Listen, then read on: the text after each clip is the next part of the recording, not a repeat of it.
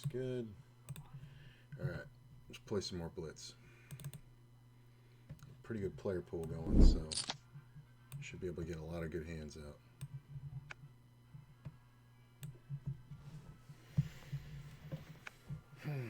Hey, walk on the first one.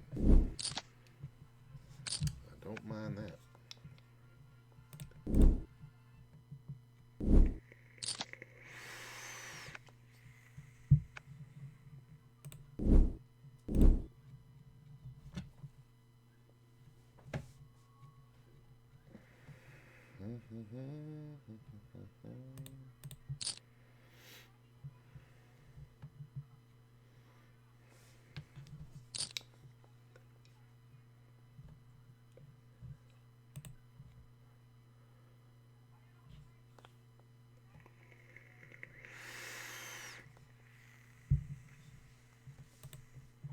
Alright, not the worst. I'm just going to go ahead and bet like I got the ace. Take it down. Standard C-bet doesn't work there. Remember, you got to bet bigger because you're protecting. If you had an ace, that's what you should do.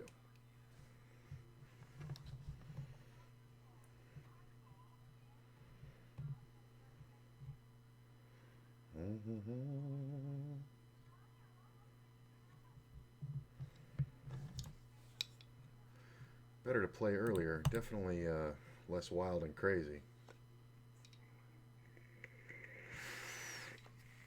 So I don't mind a 9 p.m. start.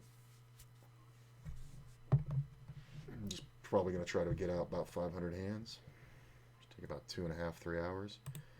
Nope, if somebody else had called, I would have defended. There we go. Ooh. Alright, I don't mind this.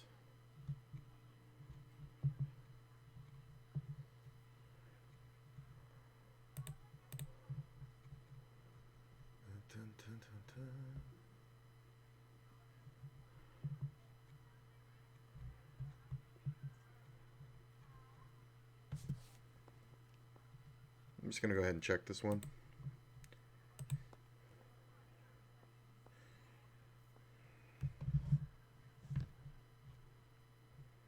Check it again. Hey, there's a king. I am going to bet for value. Essentially, if I get raised here, it's pretty much a fold. There, I'll turn the sound on now. You guys can hear the whoosh.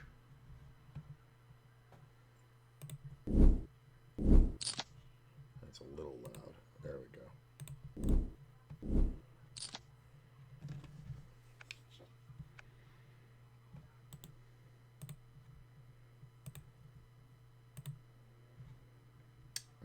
Yeah, I'll defend that. I don't always need to 3-bet it.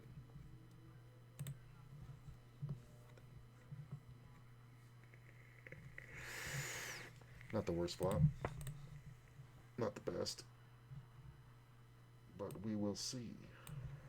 Goes check, check. I'm going to go ahead and bet. Because hopefully this player has an ace. Nope. Alright. No reason to really check there, because if he's not going to bet the flop, he's not going to bet the turn. Could have just had something like King Jack or whatever. Okay.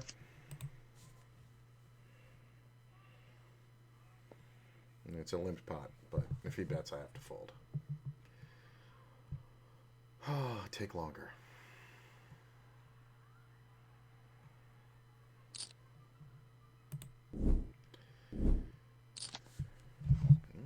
I'll take these ace kings all night.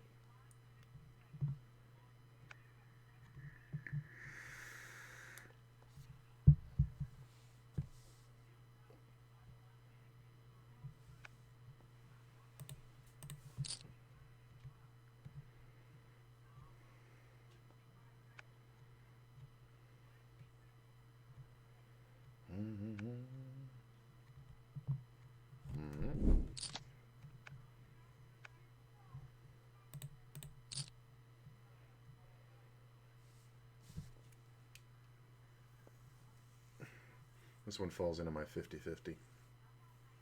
Sometimes yes, sometimes no. Long pause and a call. I'm going to go ahead and bet. Standard C-bet, see what happens. Player flaps a lot of hands, so it could be in his wheelhouse, but when you play a lot of hands, you miss a lot of boards. Yeah, we can raise this one. Cash.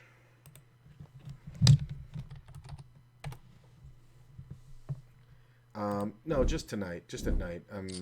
Cash games are quick and easy. You can just jump in whenever you want.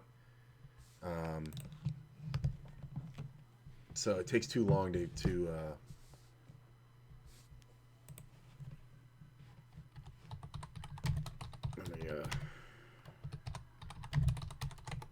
yeah, I'm still on tournaments full time, but days like today where I finished the stream and then I went to the gym and then I, had to take a shower and shave and do all this kind of stuff. And all right, we can absolutely call here.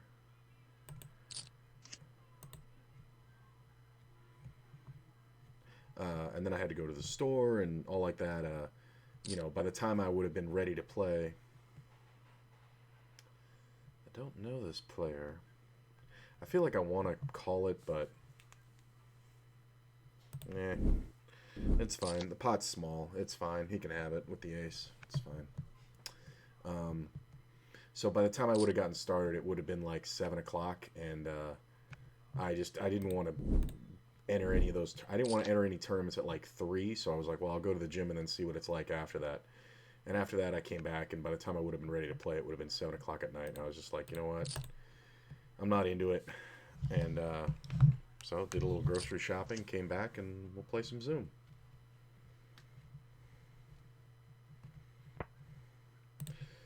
Just going to go ahead and bet like we have a jack. Our opponent can have a jack here quite a bit, but I think this is fine. It's one of those 60-40s.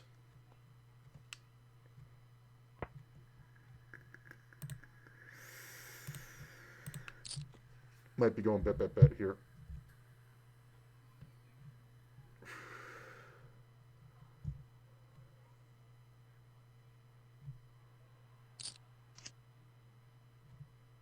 Well, that board just got worse and worse. I don't believe there's much real chance of bluffing here, but I'm going to try.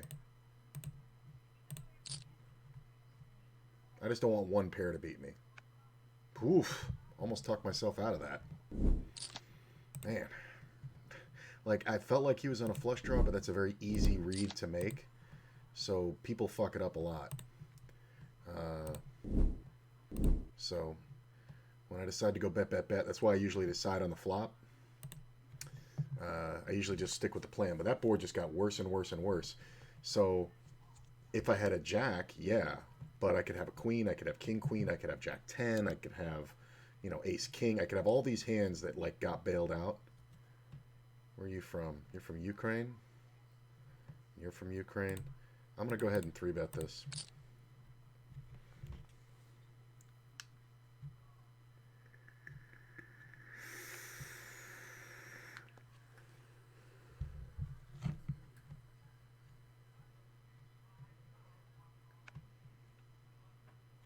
I'll take it. There is an argument to be made for the time of night that you're playing, and the players aren't likely to call a 3-bet with, out like a monster when you have 10s. So it makes a hell of an argument just for calling with the 10s, because when you get played with, you just need to hit a 10 to win. And, if the board comes out and you have the overpair, you can actually get some good value. But in all honesty, that strays too far from my, GTO approach, which would tell me to 3-bet there. So that's what I do.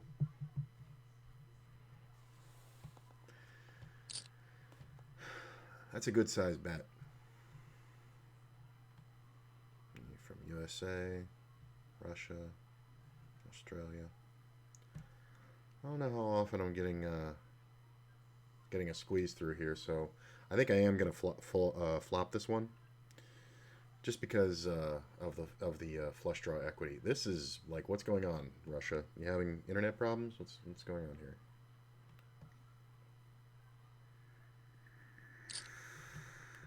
I want to see what happens. Because I was thinking about 3-betting this. It's a nice party, so you can always stick around and watch and see what happens. I feel like, though, I don't know why, but I felt like it wasn't a good spot to 3-bet. I honestly don't know why. Like, if this player had just called, I really didn't feel like it was a good opportunity to 3-bet for a steal. For some reason.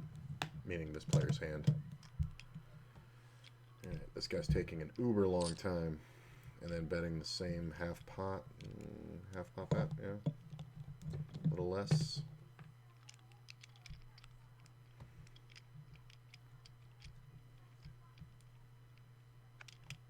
Interesting. That's fine. I think players taking extra time is just saving face, but I just wanted to see what was happening. It's my buddy again from the Ukraine. Nate.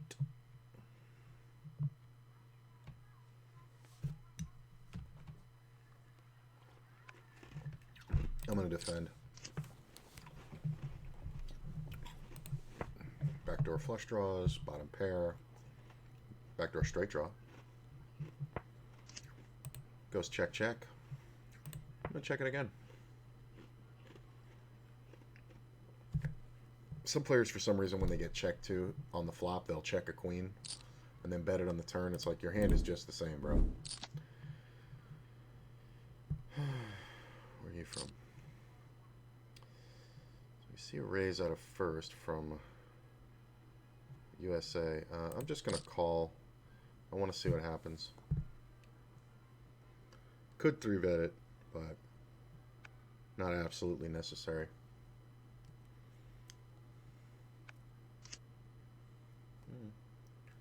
Got position.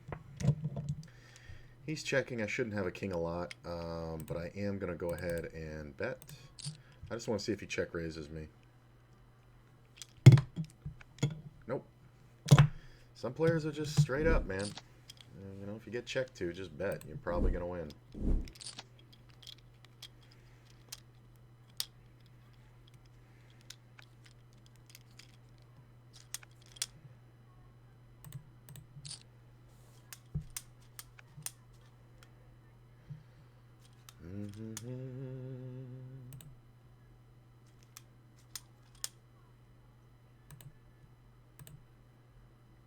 Glad to see you guys sticking around.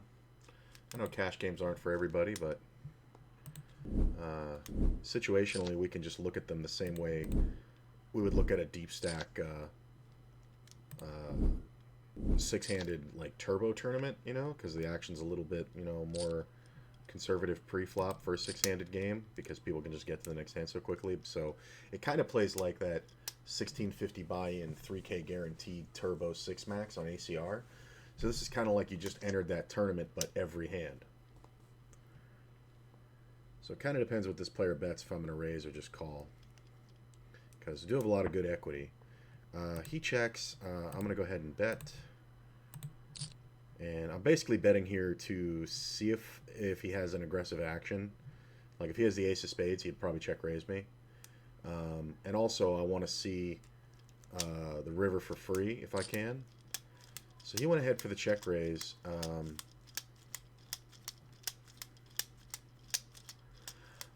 I actually want to call it and see what happens on the turn. I don't love this, but that ace is the worst. Because if he has the ace of spades, he just sucked out on me. He may check it now because of his equity, so I think I can still win with a 6, 7, or 8, as long as it's not a spade. So I'm just going to check behind. Ace of fucking spades. So he doesn't have the ace of spades flush. And yeah, this is... it's annoying. It wasn't about should I call, it was about should I raise. Like, should I make a move? And I think when I get check raise small on the flop, he should be on the draw a lot. But he could have had a hand like, you know, a pair and a flush draw, and then, you know, or he could have had a set, I guess. You know, it's hard to say, but without a spade in my hand, it's kind of silly. I'm just gonna check. I feel like this player is just gonna check till he makes something. It's fine, bro. It's a nothing bet, but it's fine. I don't have enough to defend.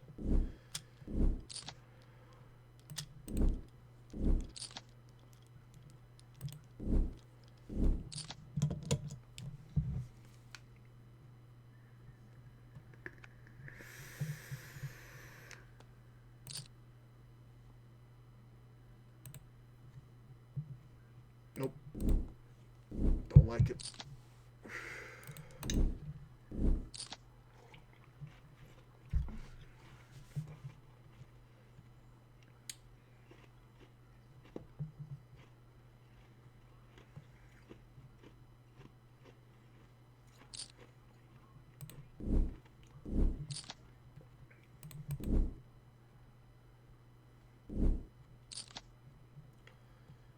We had like 120 players in the pool. We got 90 now.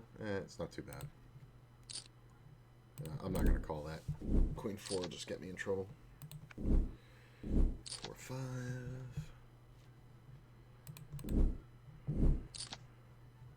Alright. Play the ace jack.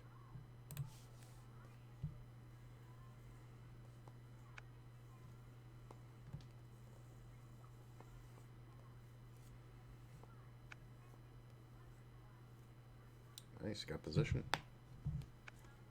Take it down.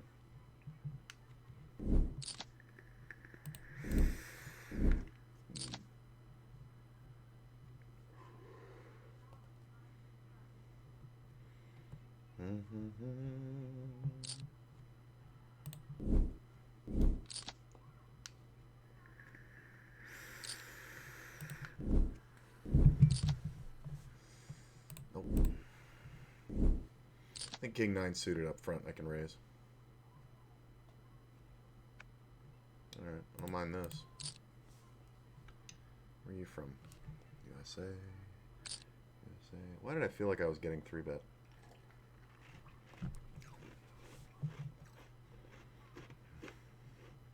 Okay.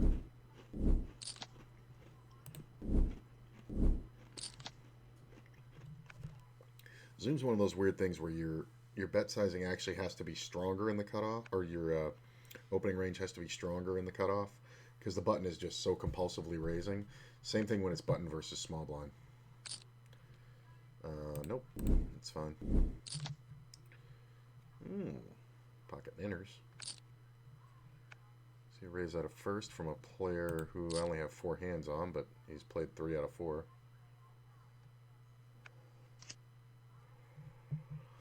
It's not bad.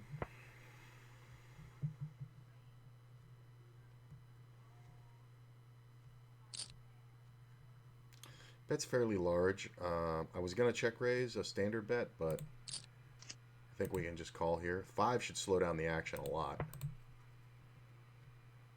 Unless he's bluffing.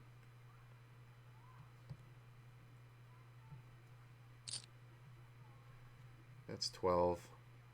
I feel like this is over pair and flush draw, or over cards and flush draw. Really? Aces and he checked. Wow, that's kind of crazy. I guess if I had check raised a turn, I would have won it, huh? Like, that's the thing. You should be checking that turn and then looking to raise the river. Like, because if you check the turn, I'm going to bet the river. So, but for an overpair, not that bad. You know, he definitely could have gotten 3 streets. I mean, if he bets like super big there, I might have to call it. But it's funny how often players check back when they actually have showdown value that should be good. Like, unless I have exactly a 5 there or the straight now and have checked it to you, but like you're grasping at straws, man. Player bets half pot into 2 players. This is the same guy. I'm going to take one off. Jack's a great card. I'm going to check. Let's see what he bets on the turn. He bet bigger on the other flop, so now he bets big on the turn. I mean, it's kind of a coincidence if we're sharing the jack, right? Club on the river. It's not great.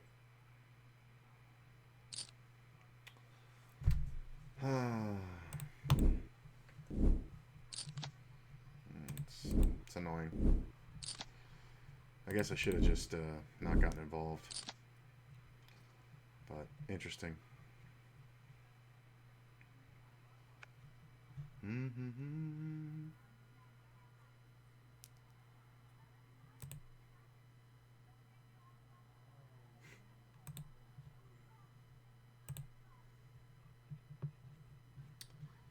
All right. 9's pretty good.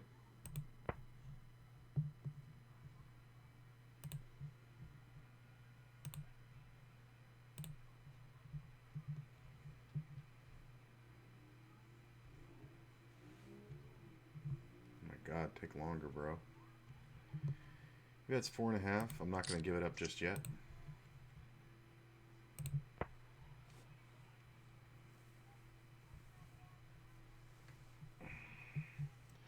Getting in these weird spots out of position.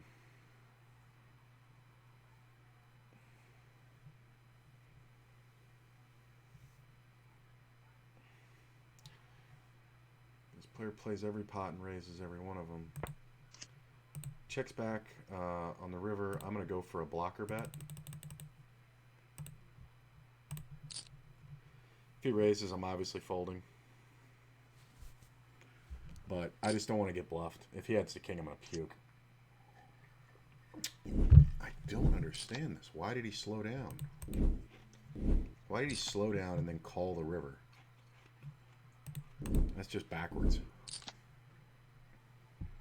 Like, if he slows down there, I mean, I guess maybe I could have bet bigger. I don't know.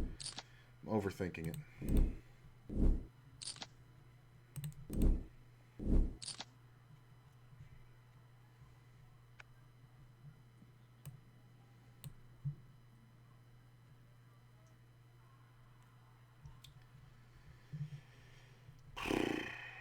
Nope.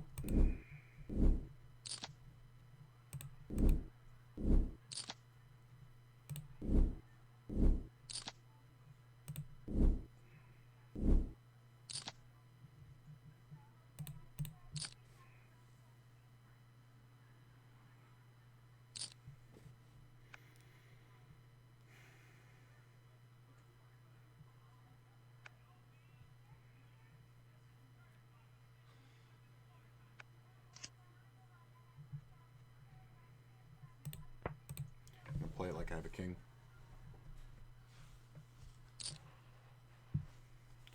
I don't think you're ever betting half pot at a king, sir. Unless this guy is exactly pocket eights. Could have a club draw for sure. He checks, and I make the fucking straight on the river.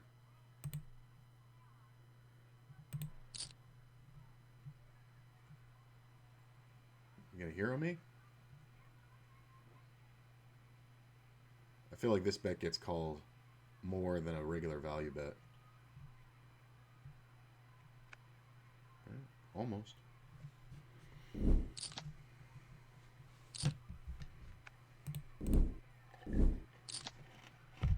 Could have even gone bigger.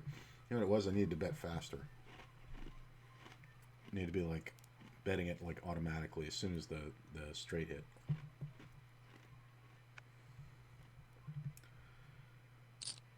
This player plays a lot of pots.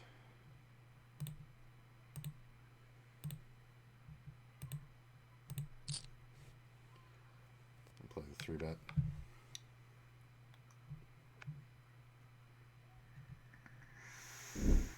$30-20. Only 10 hands, but 30-20. That was the player from before who raised pre-flop, and then I called, and he checked the flop, and I bet, and he folded. Nope, not in the small blind.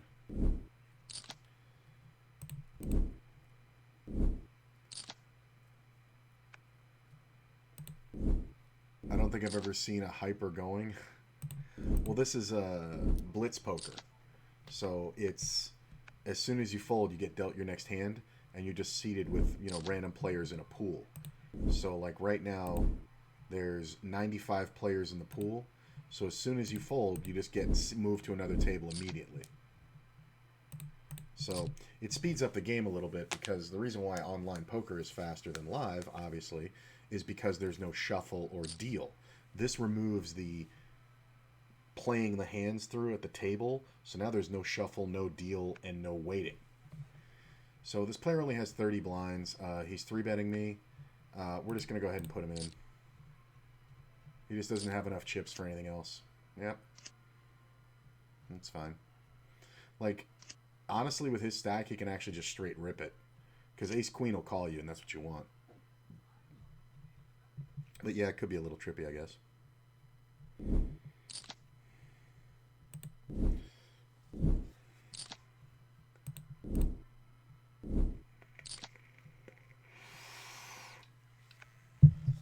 But yeah, I like Zoom. I've done pretty well in it over the last year or so that I've been playing this form of poker a little more often.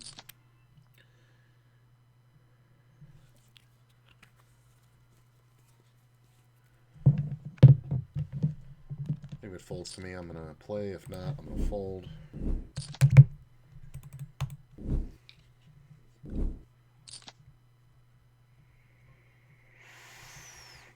This is the slow guy. And this is the other guy. So we see 2.2 out of first from a player who raises a lot, who plays a lot of hands but doesn't raise too many. I'm going to go ahead and 3-bet from the button. I'm really just doing this to make sure these players don't squeeze. So if I get 4-bet, I'm probably folding. Depending, I mean, if it's huge, I'm obviously folding. But if it's small, I'll call. But player who plays a lot of hands, doesn't raise many, should have a good hand a lot of the time. But those hands don't always have to contain an ace. And they might just not be able to take heat. Although when they take this long, I feel like they might have something. Alright, so we make a jack.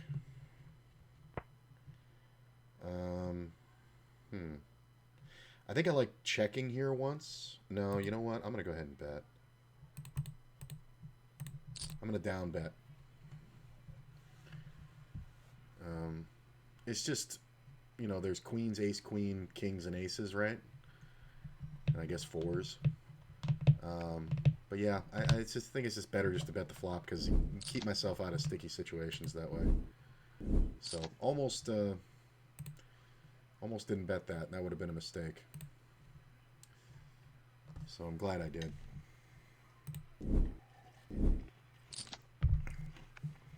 I mean, you only really have these HUD numbers to go by, so that was my main reason for getting into Blitz, was because I wanted to, I figured out I needed to learn the HUD better. So I went ahead and started playing Blitz because that way it was very easy to play, you know, typically when I was playing it, you know, more than I was playing tournaments, I was playing about 8,000 to 10,000 hands a week, which isn't excessive, but it's about, because I was playing like 3 tables at once, so that's like 700 hands an hour or so.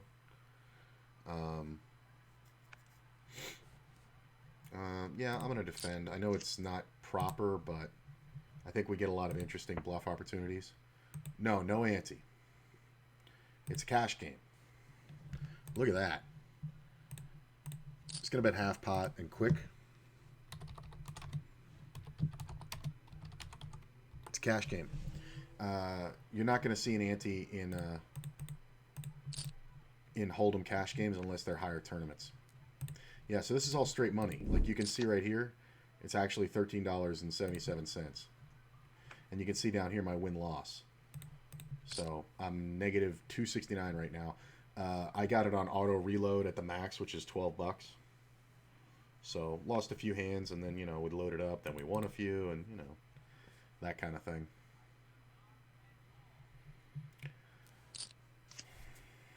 That's not bad. It's actually kind of really good. I mean, really all we have to worry about is the flush draw, so I'm just going to go ahead and bet standard small.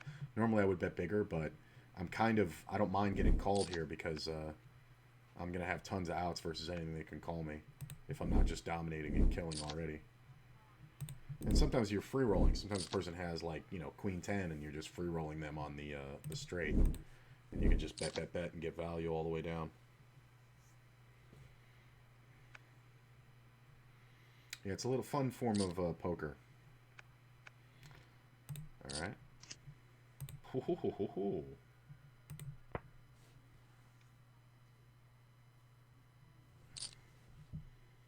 See, this is I love this because the player bet's uber small, which usually doesn't mean anything. So when that happens, I'm just gonna let my time run for a second and then call it because it's so small. It's like I'm calling with anything. Why the fuck did a king have to come off? My God.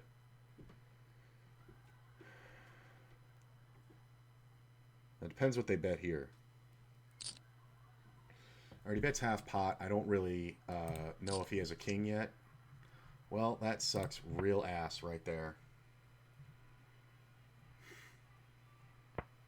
He fucking didn't have it. That sucks. It's so stupid because I was gonna, on the river, I was gonna check raise. Because I feel like he just has an ace there a ton. It sucks. When you defend wide and flop the nuts, right? It seems like the plan. I guess I can make this a little smaller. Yeah, bring it to right there. Alright, how's that look? Yeah, it looks better. Fully.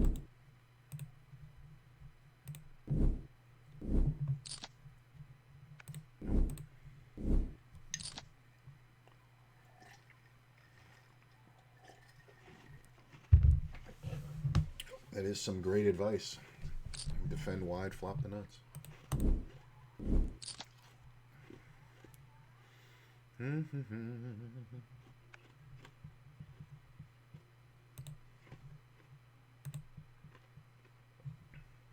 Okay, for a blind, sure.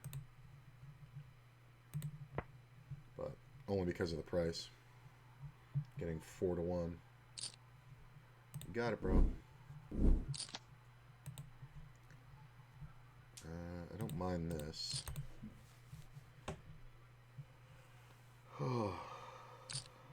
Why did I feel like that was coming? I have 0 hands on this player, and this is his first hand at the table, and he bought in with $10 straight. So this is usually just a complete move, especially for the size of the bet. But I need ace-10 to defend there.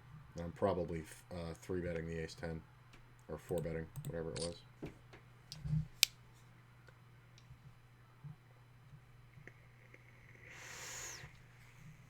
Play 16, raises 16. Doesn't fold, or folds to 3-bets a lot. 3-bets quite a bit. I mean, we don't have a lot of hands on him, but it took a long time. I'm just going to go ahead and bet standard.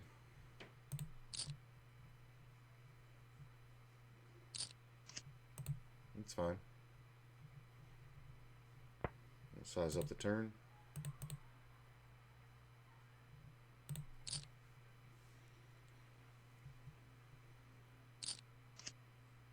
Club on the fucking river.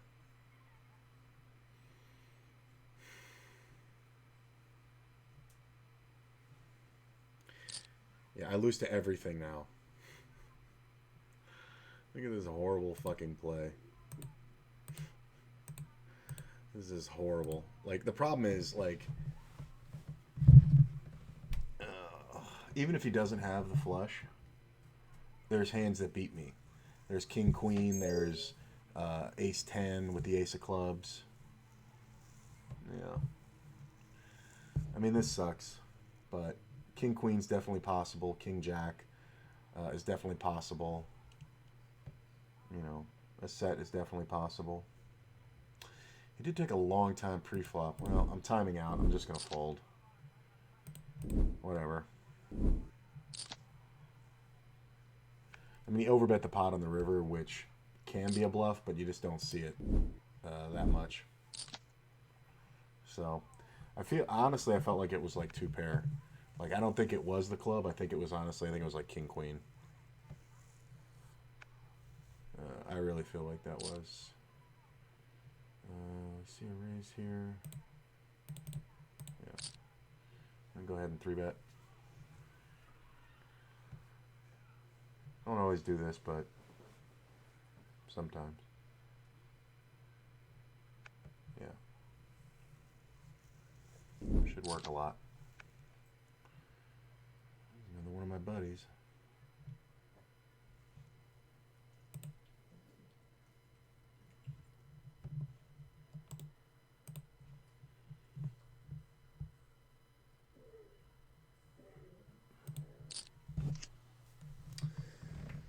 awful.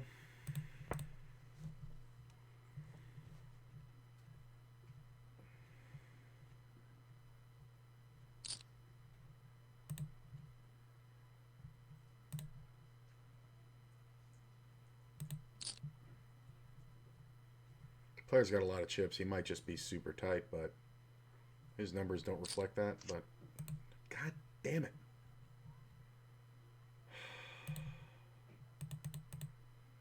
Well, I'm going to play it like it's 2 pair.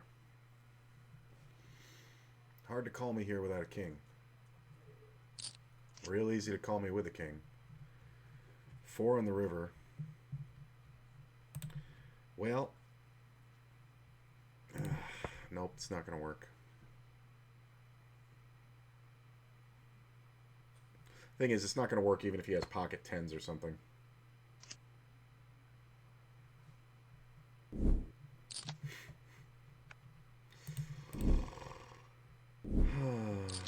He's actually got the ace-8, so I'm sitting there bluffing into the hand I'm representing. Jesus. That's very unfortunate.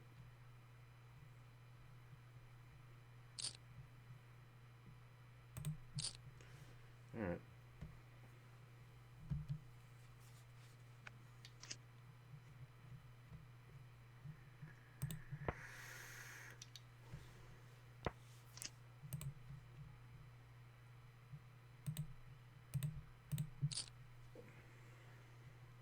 Just because nobody would do this with a flush.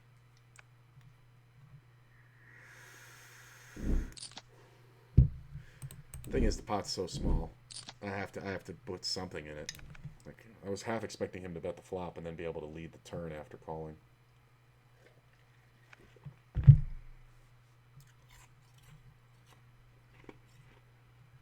It's just so unfortunate the guy has exactly the 8. And the board pairs on the river, like, it can't come off a deuce, so I can bluff that fucking pair of 7s. Jesus. I could easily have 5-6. Bitch of it is, I couldn't have won with 2 pair because I would have gotten counterfeited on the river. I would have needed a king.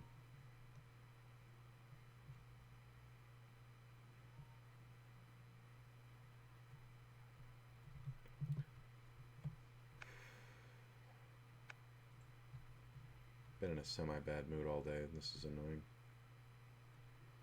It's the same guy. Very sticky. Oh, I heard it.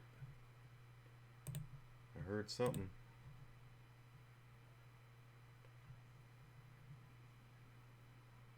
Hey! Thanks for the dono, my man. Much appreciated. I'm going to call this one here. I think that's what I heard. That 10's like so brutal. It's just such a straighty card. Yeah, this is my buddy again. Okay, fine. It was a donation. Thank you so much.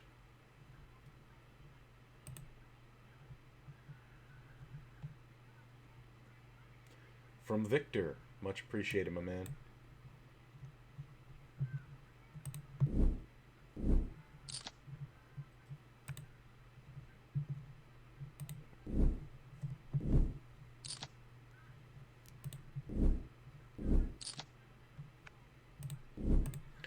Definitely appreciated.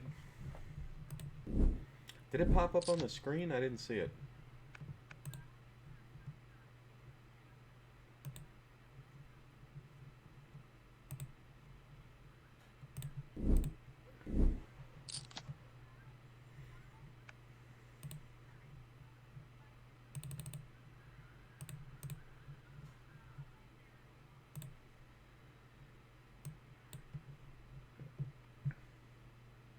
I don't know if it popped up on the screen.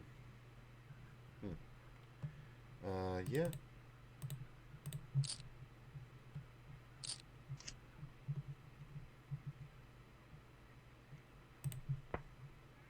I want to set it off again, see if it comes up.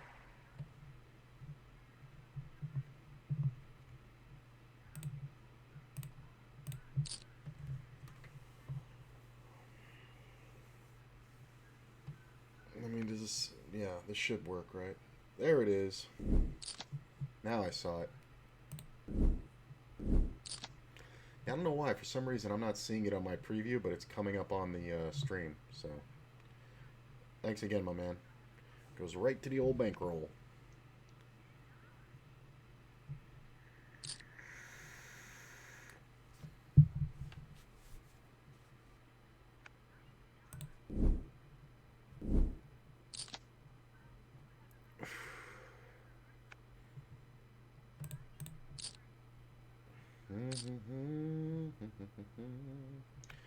Player called awfully quickly. Check it back one time.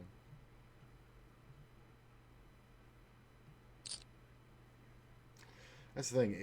I feel like he calls that quickly with a pair. It's just like that board. That board kind of missed me too much. I don't know. Cash games are tough, man. Cash games online, I've never like. I used to grind on WSOP a lot, but ACR, it's kind of not obviously my best. But I don't know. I'm just gonna keep having fun. Yeah, why not?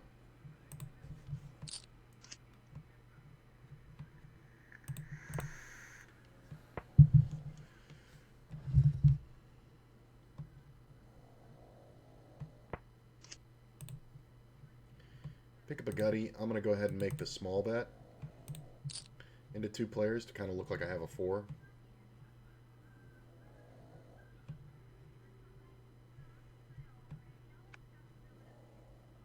That was my real problem.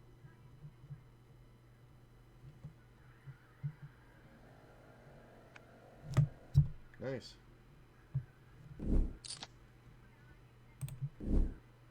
Good little bet. That's one where the small bet works better than the big one.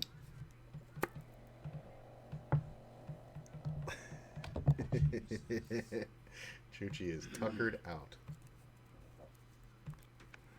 If you guys hear that, that's Chuchi snoring. Guy with 30 blinds limping. Okay.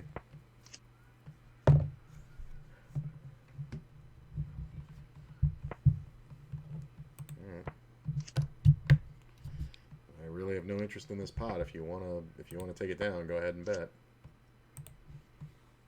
I got most of the parts to a straight, but nothing really. Congratulations.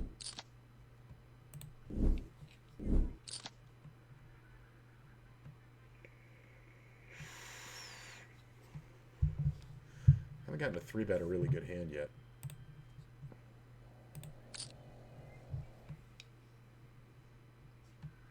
This guy never 3-bets. Playing a lot of hands, but he's not 3-betting any of them.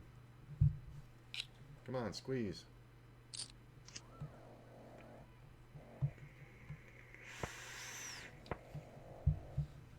That's some quick checking.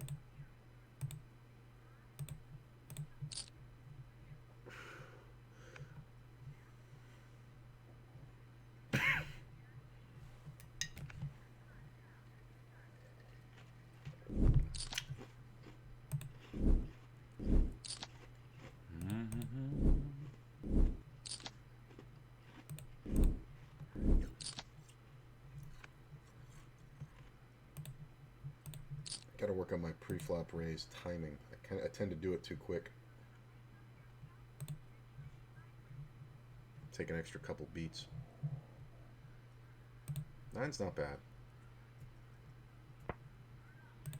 Let's go ahead and bet to protect it.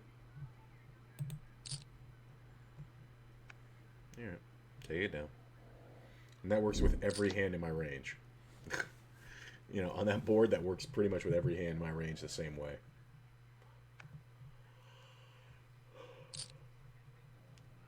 Alright, I'm not going to play that. That's the nice thing about this format. You can be like, oh, this guy raised. I don't even have to wait to see. I can just fucking fold out of the big blind. And I'm going to let this one go. I'm going to try to snug up just a little bit. Play only the really good offsuit ones in position. Everything else has to be suited. If somebody else calls, I can call. Alright. Alright.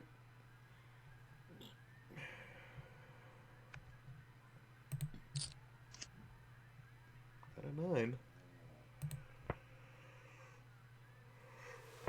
king out there, though. Somebody should bet it if they have a king. I still don't love it.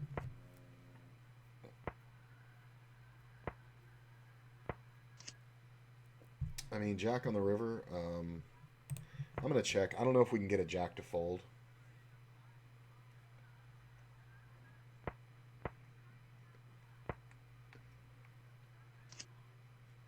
Yeah, that was my big problem. Is the jack on the end. I just don't think, especially the original Razor, when it's going check around, you know, twice, I don't think he's going to fold a second pair, as he shouldn't. You know, you kind of have to be pretty bad to fold that one. Although, didn't he have the ace of hearts? Why did he bet?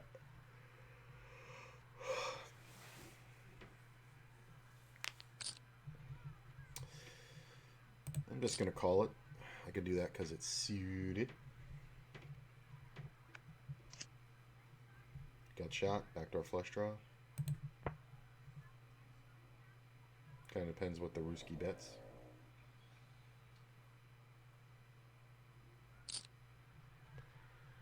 It's not great, but I'm not sure about it. Alright. Got a gutty and a heart draw. And if the hearts come off, it's pretty good, so our expected value is through the roof. Kind of want to see him bet a little bit bigger here. Yeah. I kind of want that. And a jack on this river would be absolute perfect. So close.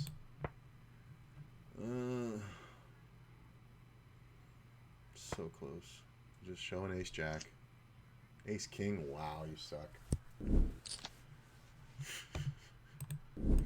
Like, just missing all that value on the river. Like, and you really shouldn't be afraid of the 10. Like, I'd have to have exactly king jack, right?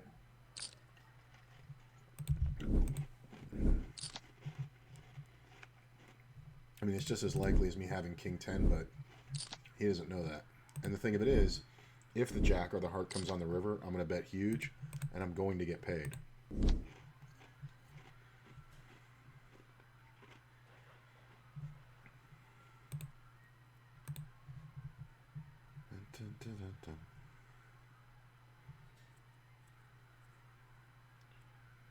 This captain takes a long time. Okay. Not my flop.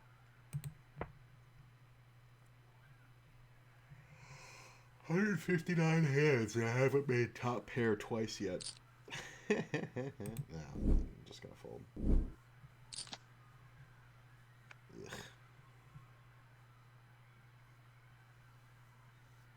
Like, I mean, you're playing small stakes, so you kind of need to make some hands.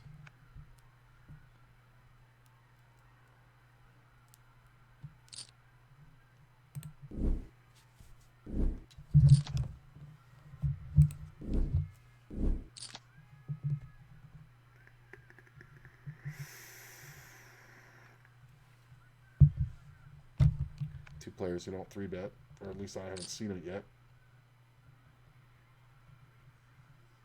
Nope. Sucks. I really don't play 6-max cash very well compared to my tournament play.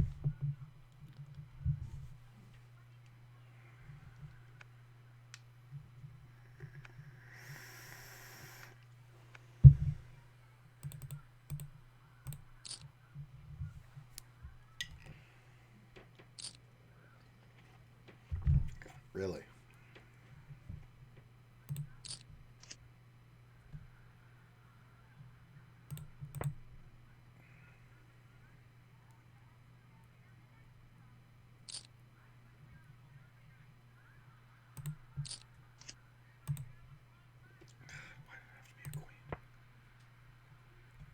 Let it be a fucking 4 or something. Why does it have to be a queen?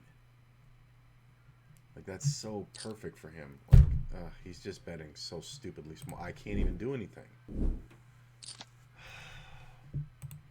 I mean, I felt like I could have check raised it, but that queen just fucks everything up.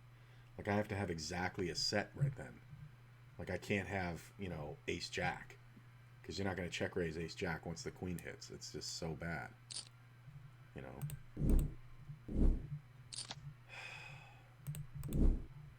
Might be playing too passively.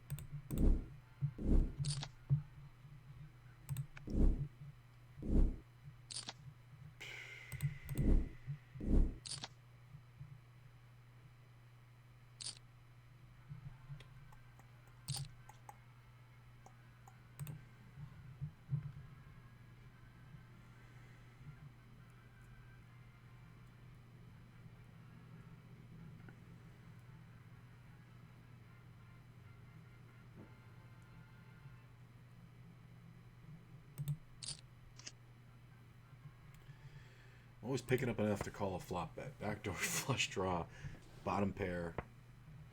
All right. Well, when he doesn't bet on the flop, he doesn't have ace king a lot, right? So we're gonna go ahead and call the other position. So he can have an ace, but I think our king is good. Spades are good.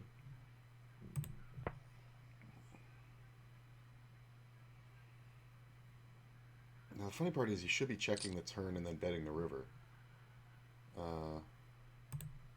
I'm going to play a move.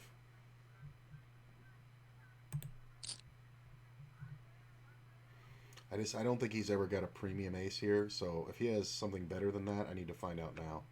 Yeah, that makes more sense, right? All right. Settling in. That was a good one. I feel like I missed a lot of those opportunities. Because he never has ace king there, right? Because no 3-bet. So best case scenario, he's got ace queen. Plus the fact that I had a king in my hand.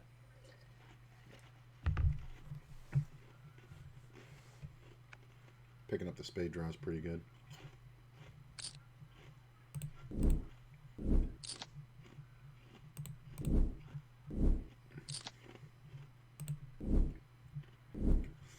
Because really, if you have ace queen there, you should be checking the turn and then just betting the river for value. You know what I mean? Because you don't want to just run into what just happened. All right. Player likes to play a lot of hands. Doesn't c-bet all that much. C-bets the turn quite a bit. So he might be one of those guys who checks top pair. When he bets with an ace and a flush draw out there, I gotta believe him.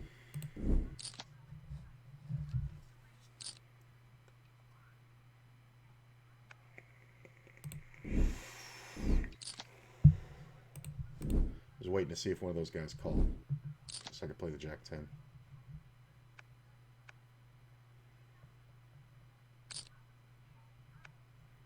Okay. Second pair.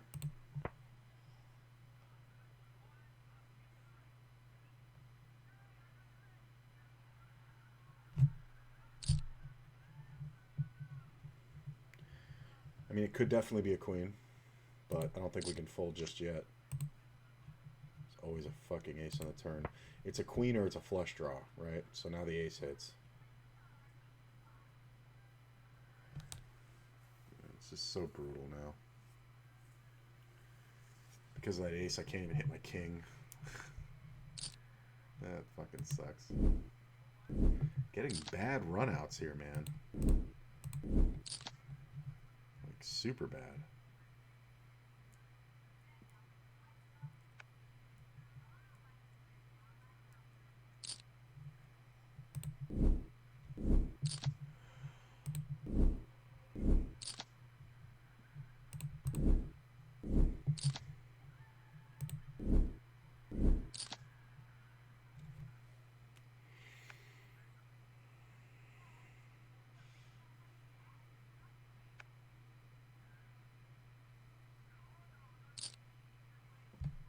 Okay.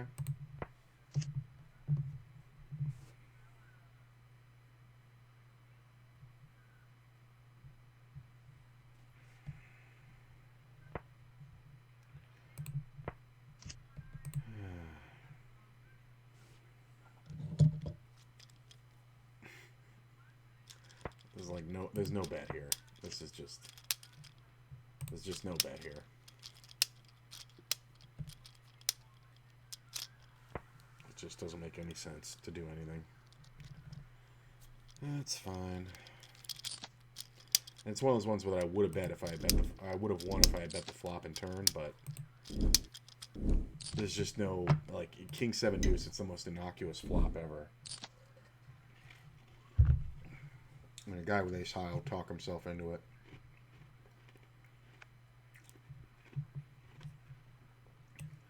I think I want to put on some music. So you guys are going to lose the whoosh whoosh because it's a little too quiet for me. So I'm going to put on something.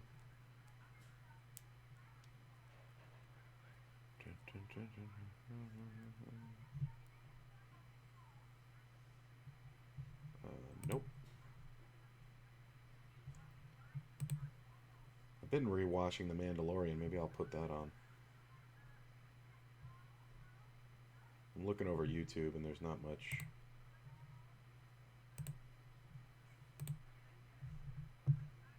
Not much I really want to see. Oh, I could finish watching that.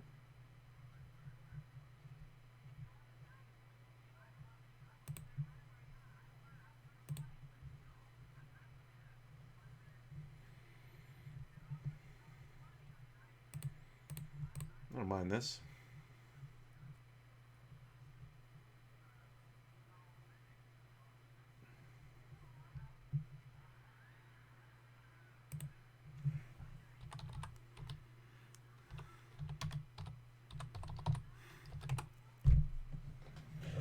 Yeah, those bad run-out boards are brutal. All right. Gut shot, backdoor flush draw.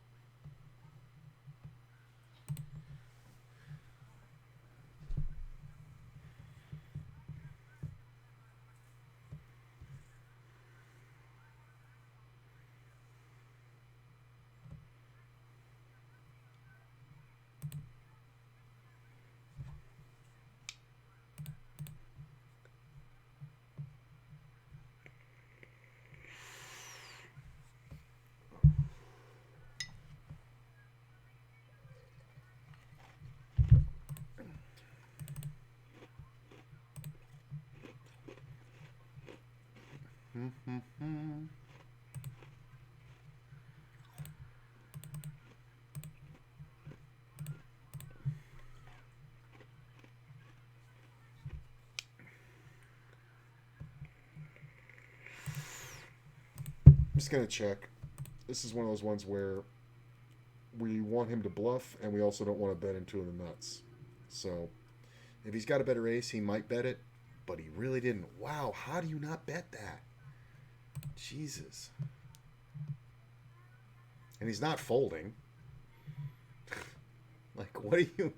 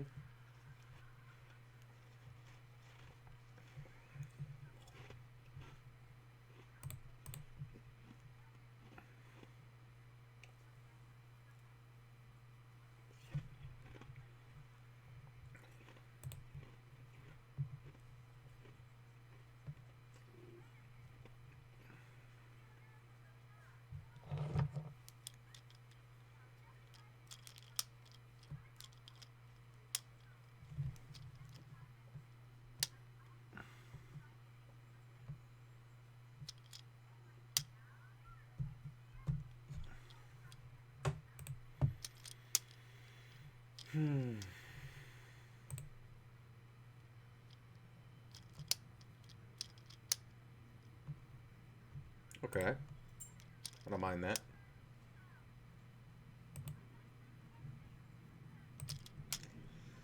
Always getting a slice.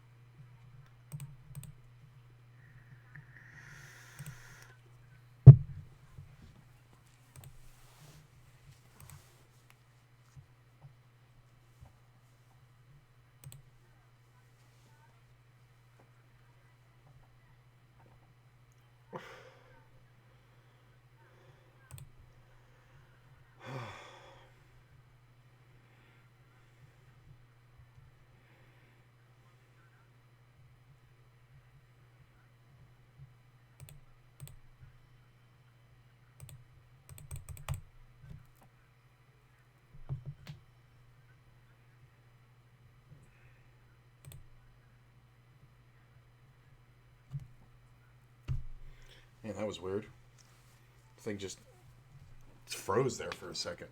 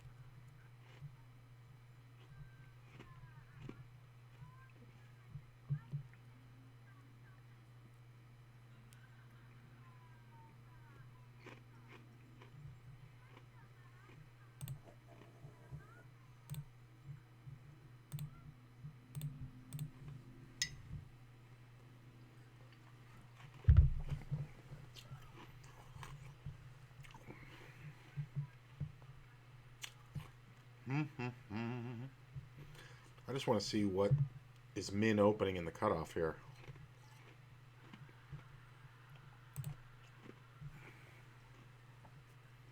Don't change your raise size. You're giving up too much info.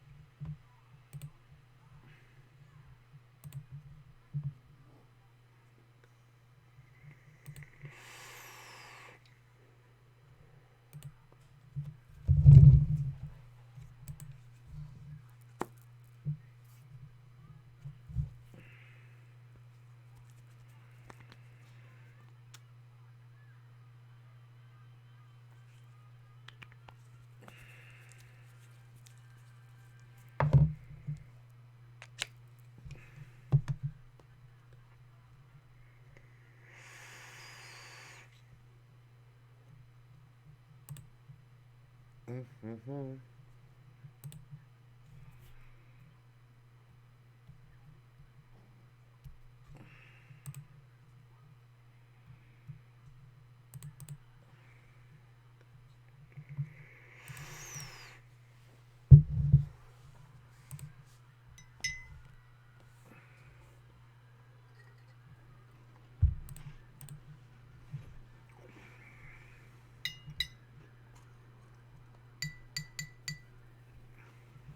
What's up, dude? Long time no see. Hey, what's up, Poker Sean?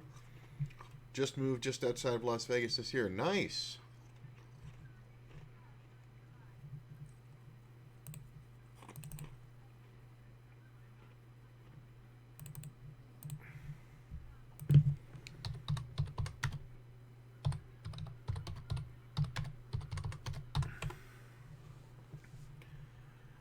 Yeah, I remember you, Poker Sean. Don't forget to follow the new YouTube.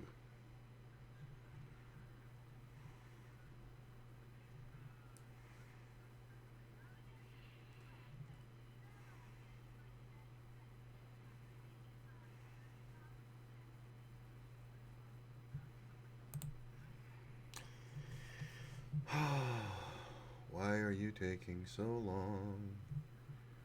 What are you planning? Nothing.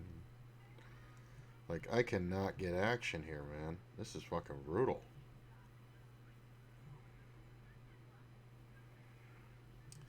Yeah, new YouTube channel.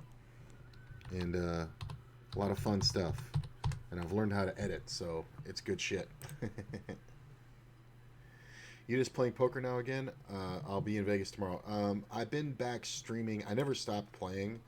I've been back streaming for about 2 months or so, full time. Kind of in a situation where I'm rebuilding because the world kind of screwed everybody, I guess, in the last couple of years. So I'm doing this and I'm trying to stay safe. Wow, this is like my ideal situation. Like, as long as this guy doesn't 4-bet, this is like ideal.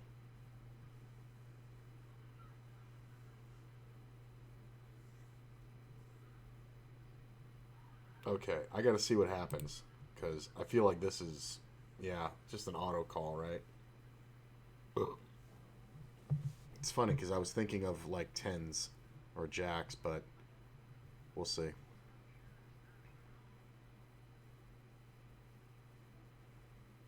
But yeah, I just play poker now and make a lot of YouTube and Twitch content. Look at that snap call. Like the bet is like nothing unless this guy has exactly aces. That bet's kind of ridiculous, but I don't even think you bet that big on the flop. You should just check now if you have aces. It's kind of sketchy if you have ace king. Like kind of super sketch.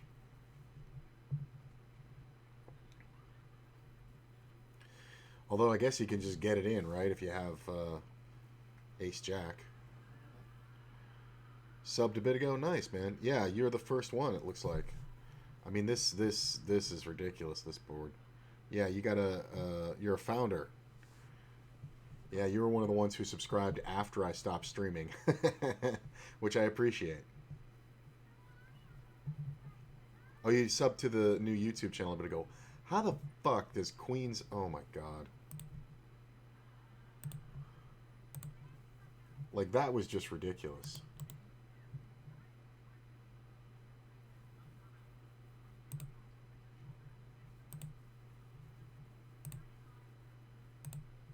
Pocket tens, king jack. The guy had a flush draw and a jack. If he had just bet that, he would have won. Like, check this out. If this guy had just bet, he would have won. Oh, I appreciate it, my man. Yeah, some good stuff on there.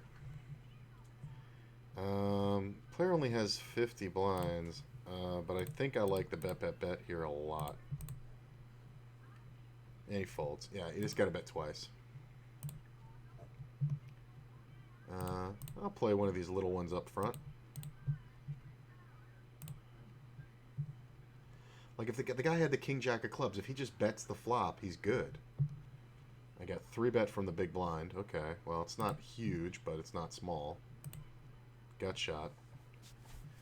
There's a lot of pairs that need to check now. All right, I'm going to check and hope for a 4.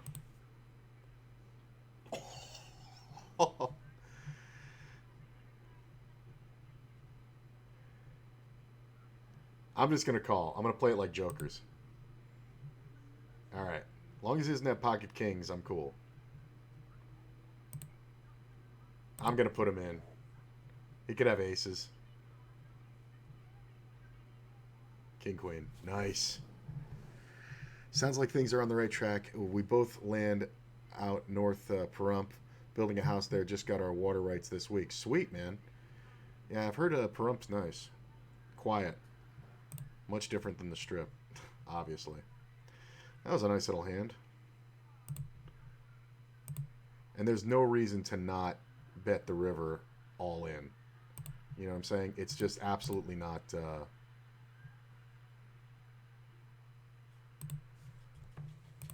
there's no reason to just call there.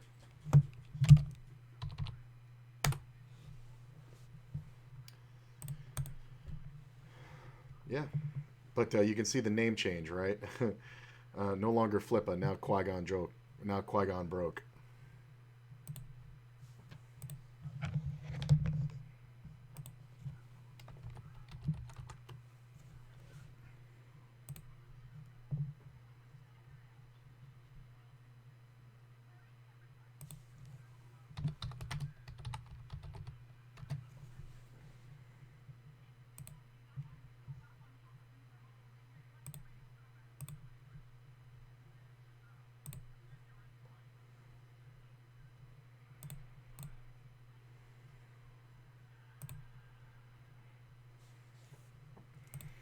That's nice. Almost even. After all those crappy things, like taking the opportunity to raise that one on the river is pretty awesome. I'm really surprised he checked the king, though. It's like, I get it. I'm going to limp this one. I want to see what happens. All right, backdoor flush draw, all that nonsense. Just going to go ahead and bet. Still flush drawing. I'm going to check and let him bet. That's fine. I'm not convinced I'm beat. I just want to see what happens. Good play.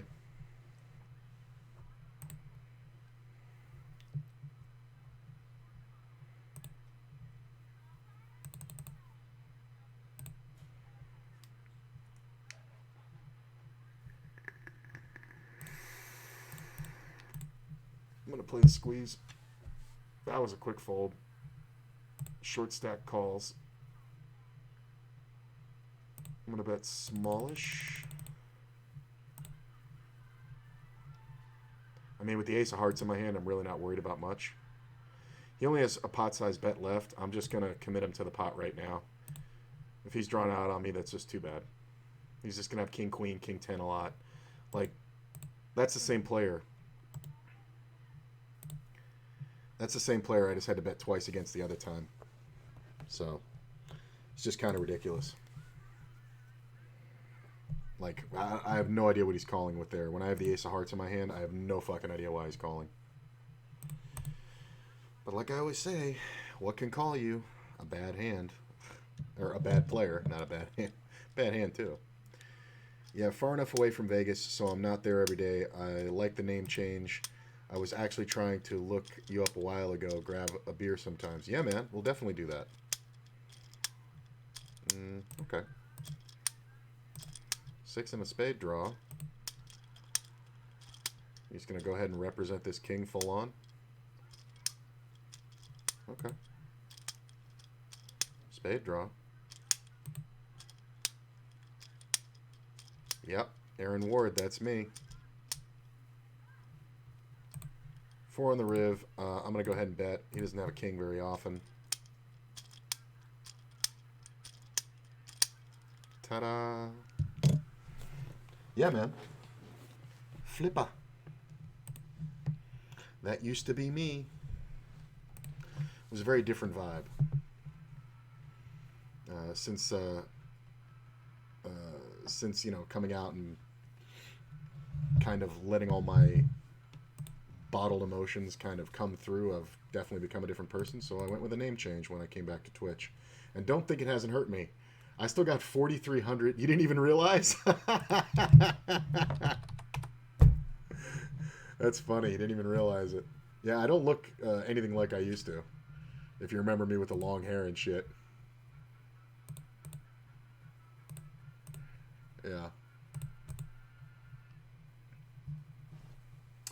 That's the thing. It's like I wanted to totally change the thing. Okay, so this player. Okay. All right. I know you. So this player, or what was I saying? So becoming a more complete person, I wanted to change the name, and you can see my follower count. I still have 4.3 thousand followers, right? Like 4,300 something followers.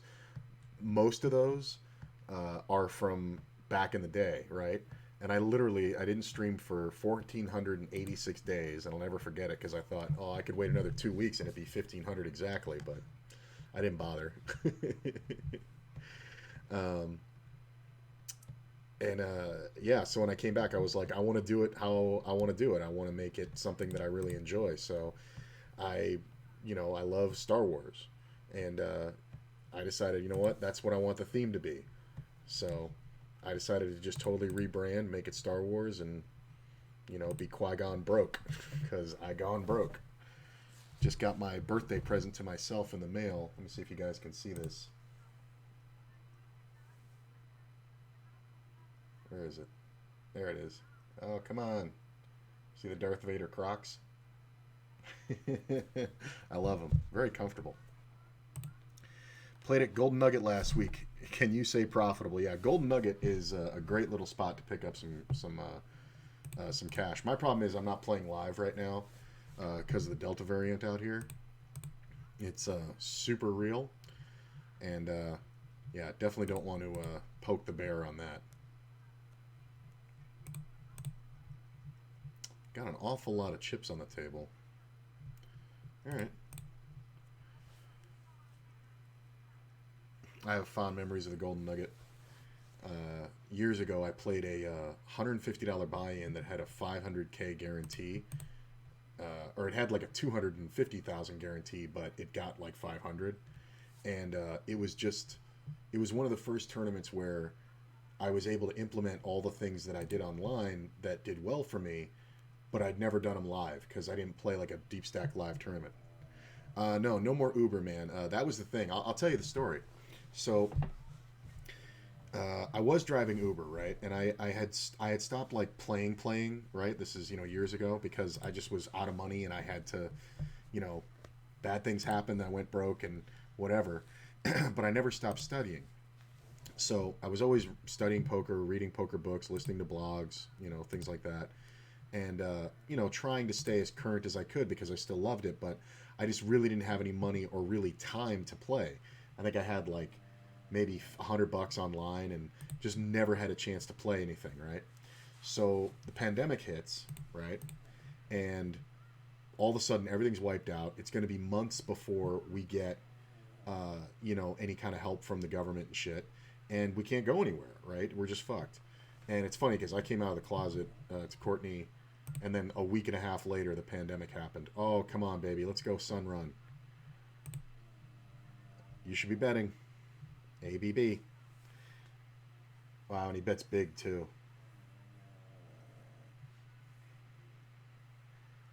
I'm just going to call. Oh, that's perfect. Don't tell me this is a Teddy KJB situation. Bet like 25. That's pretty good. I mean, if he's got an ace, he's not folding. Let's go.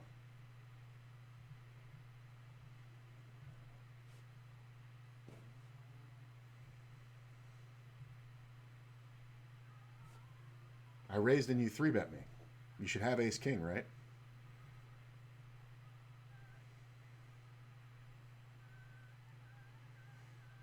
He's got a good amount of time in that time bank too.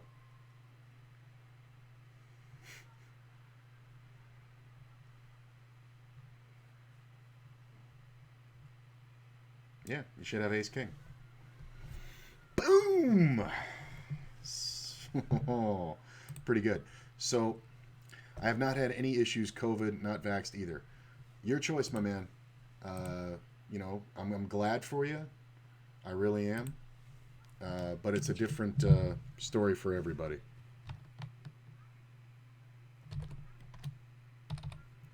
So anyway, Uh, so I'm stuck in the house. We got all this time, right? Nowhere to go.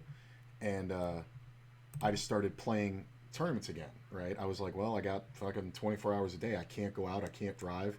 Uber literally shut down out here, so there was no way to make money. I was fucked.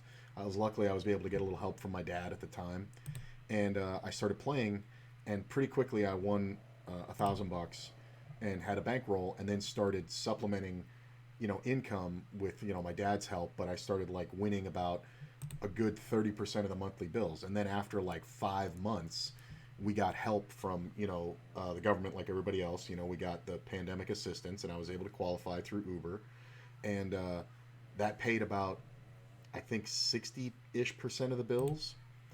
And you were here when COVID was thick, and it was a ghost town. Yeah, yeah. Vegas has changed a lot because of COVID, man. It's kind of sucks. Like nothing's 20. Like a lot of shit isn't 24 hours anymore. Certain parts of this. There was a time when I was telling people, I'm like, don't go to the Strip, man. It's a bad neighborhood.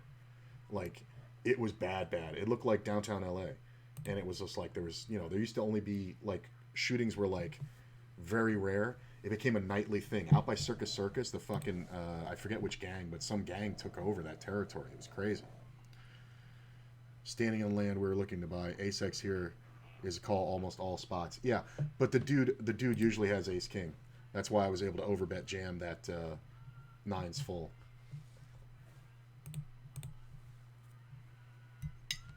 And here's the thing: if he has Ace Jack, he can fold it, but he's not three betting the Ace Jack preflop. Don't call it a run. I mean, it's just a change in variance, right? So anyway, what was I saying? So I start covering the bills, supplementing with poker, and all that shit, and that goes on for a while. Then the month before the unemployment runs out, right? I have a month where I don't do exceptional. I have a month where I break even. And when you break even and you're covering so many bills and you're on a short bankroll, you're just broke. You've just gone bust by breaking even because you have to use that money to pay bills. So I was fucked, right? So for the first time in 2 years, I got to see my family when restrictions opened up. My nephew's bar mitzvah in Colorado, and my family all lives out there. So we go out to Colorado, me and Courtney, and it was a great event. And then the next day, I'm sitting out back of my dad's or my brother's place with my dad, and my dad looks at me and he knows the unemployment's ended, and he knows my plan is to drive Uber, but the Delta variant is kicked up. This is like 2 months ago, and it's really bad. Like the mandates, the mask mandates, all came back, and everything like that. So it's a scary time. But what else can I do? I have to make money to live, right? So uh, I'm talking to my dad, and he says, "So what are you gonna do?" And I said, "Fucking drive Uber. What else can I do? I mean, I'll wear 2 masks, and I'm vaccinated, and I'm gonna, get the booster. I just got my third booster 4 days ago. That it almost doesn't hurt now. I just got my third COVID shot."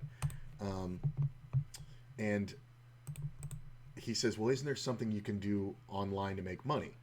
And I go, "Well, I was fucking doing it, Dad." And he goes, "Well, not poker."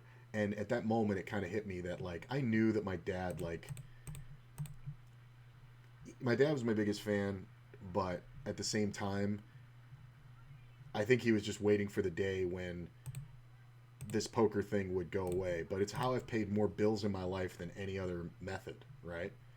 So what else can I do? I mean, I'm fucking dyslexic. I'm fucking. This is kind of weird. I'm gonna check.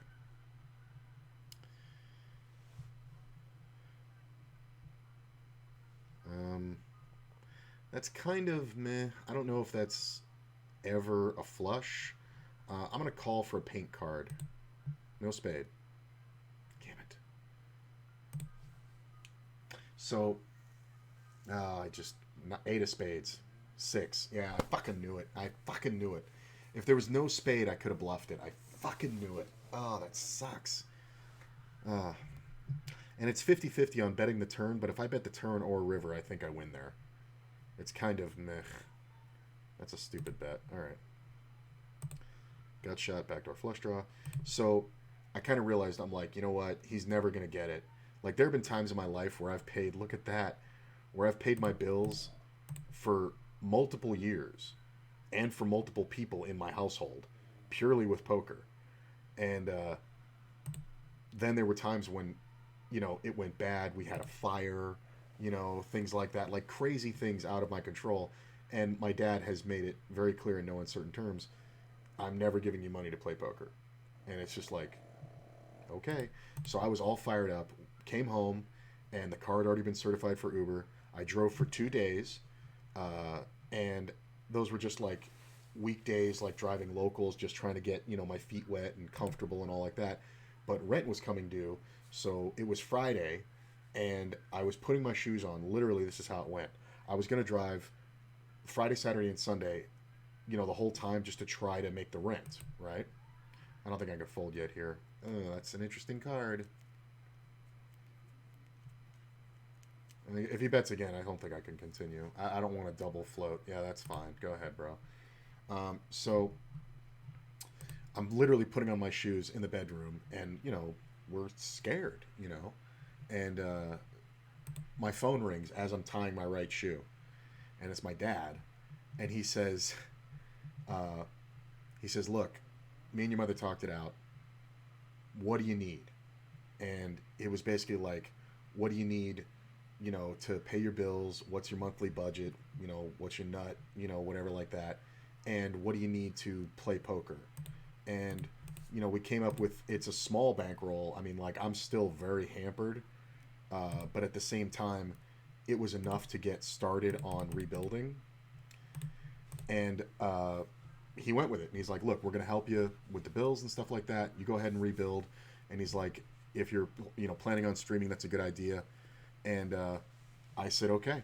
And that's what I've been doing. So I've been working my ass off, putting out a lot of YouTube content, playing a ton, doing pretty good. I mean, the results are actually really good. But at the same time, the thing I have to keep in mind is that I have to realize the bigger picture of it. This is a rebuilding period. So, getting, far in a tournament and, only having $30 or $40 in buy-ins out there for the day and winning, 130 back, that's a great victory. It builds towards everything, but it's very hard to keep that in perspective. This player raises a ton, and he did it awful fast. So I want to see what he does here when I check. So yeah, so that's where I'm at.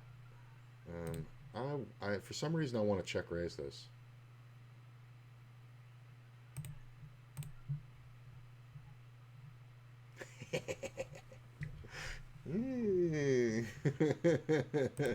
No, no, no, sir. No, no, no. I'll get to reading your stuff in a second. I just want to mark that hand. That's going to be a good one for a video. I have a couple of video ideas going right now, and that one fits perfectly into it.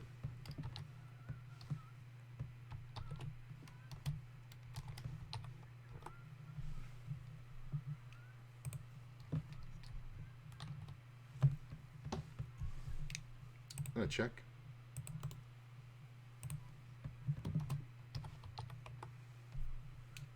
So, yeah, so that's where I'm at. We're obviously calling here. If he checks back turn, I'm probably going to bet the river. Ace isn't the worst. Unless he has a flush, I don't think he can call. If he calls me with a bare ace, he's kind of an awful player. Because I should have a king a lot, and I should have a flush a lot. So if he raises, I think he's just got a 5-card hand. I don't think he ever raises ace-jack or ace-queen here. He might call with ace-queen. That's close, though. It's very close. Let's see. Came 5 years ago for a SHOT Show, and this place was packed, assholes to elbows. Yep. Came back over a year ago, and it was vacant, blown away. Only until about 3 months ago did Vegas start looking normal again. It's still not even close, in my mind. Like, I've been here 15 years. Like, the population might be up, but the clientele not so much. Like, it's definitely a different thing. Like, room rates got lowered so far that it kind of screwed everything up. Yeah, it's strict in Vegas. I'll wear a mask indoors. Doesn't bother me to mask up. I'm rarely going among the public anyway. Yeah, I mean, nobody masks outside, right? Because you don't need to, right? But, man, like, but it's so hard, too, because I feel so bad for people at places. Like, it's like I've seen it so many times at a Walmart where somebody's fucking been like, I'm not wearing a mask, and they're like, I can't ring you out. They're like, it's not even a matter of me trying to tell you what to do. They're like, I can't ring you out. If I ring you out and I get caught on camera, I will get fired. And these people just like do not give a fuck. I'm actually going to call this, believe it or not. Like, I was thinking about 3-betting, but you know what? The hand's strong enough to just call. Rip River on the spades, yeah. Jack 10 of spades, right? That was ironic. Small call here with ace deuce spade part. Yeah. Mm-hmm. No fold like call. I think it's like call is okay. Yeah, I mean, it could be. Good to build a bankroll, but not really enough to pay for a lifestyle. Yeah, that's kind of where I'm at right now. I really can't even pay too many bills at all with what I'm making. But I've built from nothing, or close to nothing. Like, I've built from like $100, like 5 times in my life, up to paying all my bills. And what I know now is how to not go broke from there, as long as a disaster doesn't happen. Like, I wouldn't have gone broke if we hadn't had a fire and we hadn't had debts in the family, and we hadn't had really emergency issues, or if they had just come a little bit later, another 6 months down the line. If that fire had happened, I think it would have been a different story.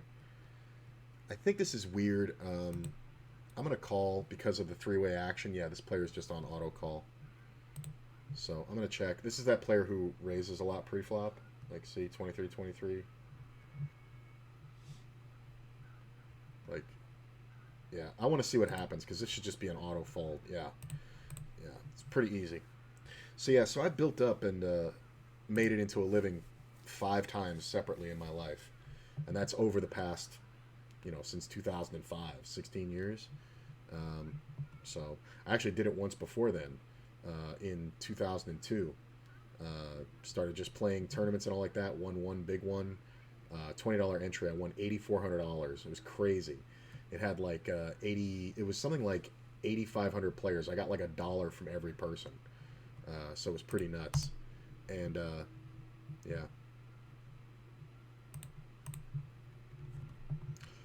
Dun, dun, dun, dun, dun. Ooh, look at this.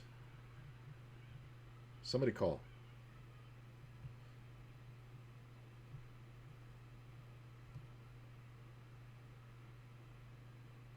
I mean, this player raised 120. Okay.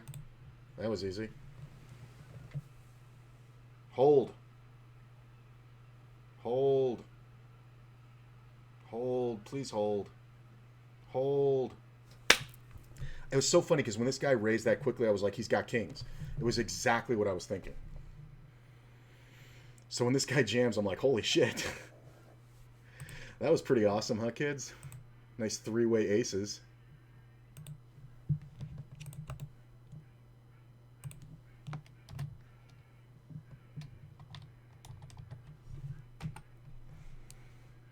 That's just one for a funny video. I do highlights too. So having aces 3 ways and getting tripled up. Places that enforce that kind of policy are pretty stupid. I mean, if people don't want to wear a mask, it's their prerogative, really. Like I said, don't really care to mask up like that. If you fart in an elevator, the mask won't save you. Yeah, but you're talking about smell receptors versus a virus. Dude, I really don't want to get into it, seriously. The masks have been proven to help, contain the spread. My thing is, if a place has a policy for it, just do it. I just go by the CDC. Call me fucking crazy. I go by the CDC. That's always where I've gotten my information. I don't form my own opinions. I listen to what they say. Just like when my doctor tells me to start taking fish oil, I take fish oil. Because he's like, your fucking cholesterol, you need this fish oil. Okay. It tastes like shit, and occasionally I take it on an empty stomach and I end up burping up krill for an hour, but it helped, and my fucking cholesterol improved, and I'm not gonna, worry about the health problems of having high blood pressure. So I tend to err on the side of the medical experts. That's just me. Maybe it's because my dad's a doctor. I don't know. killer payout on a small buy-in, right?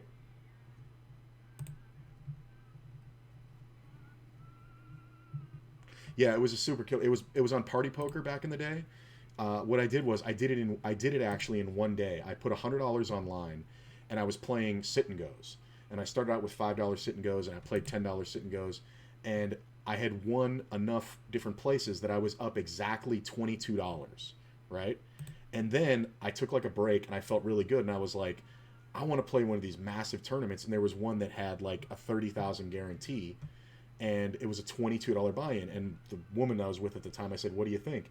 And she says, well, you're playing for free. And I said, you know what, good point. And I entered it, and I won the fucking thing.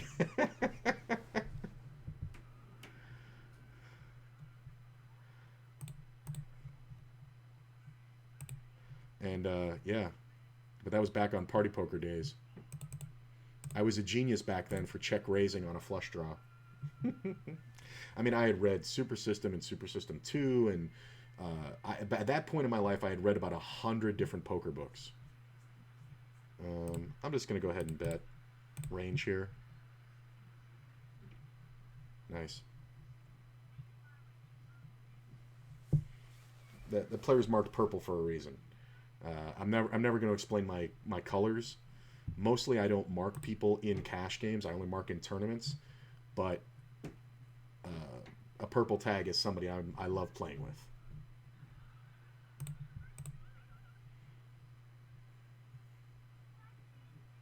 No, I get it, and everybody can have their own opinion. That's cool. But just for me, that's what we're going with. Plus, I mean, I got my mother-in-law who lives close by. I got the wife. So it's a little bit more. There's a couple more considerations. I have a couple people in my life that have health conditions and stuff. Close friends and such. So, the only thing I can't stand is, one, how unfair it is that people have to that like, if a business is going to have a policy, right? This is my feeling. Like, Walmart has a policy, right, where they can't ring you out if you're not wearing a mask. Cool. Well, then you need someone in Walmart, like a bouncer. You need like somebody who, maybe they're intimidating. Maybe there's some form of security or law enforcement who then enforces that, because then you're asking somebody who's got one of the worst fucking jobs you're going to have, you're asking them to then argue with morons and possibly get assaulted and yelled at. And this is interesting. The jack I might actually get a bluff out of. I'm going to check it back though. He could have king queen or ace queen, sure, but I think a lot of times we're up against. Ooh, that's a big old bet though. I don't think he's got king 10. Definitely not king 10. He's coming out of first. Could he have a set?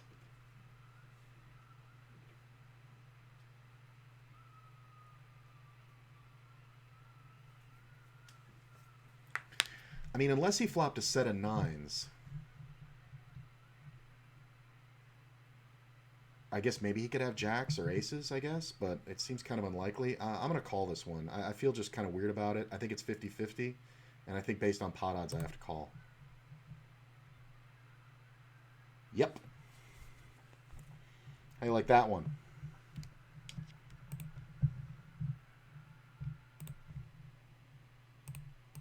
Yeah, he just totally pure bluffed it. And I check raised that flop. Like, I check raised it with top pair. I mean, I guess maybe he thought I was on a draw, and I could have had like jack 10, and then the jack hits the river. So, yeah, that makes sense. Like, he could have thought I had jack 10, and the jack hits the river, and now,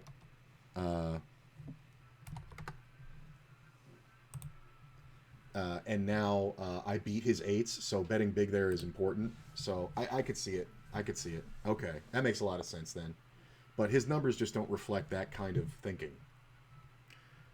Let's see, especially pre-flop raise, a blank board like that allows the ace to rep. Yeah, exactly.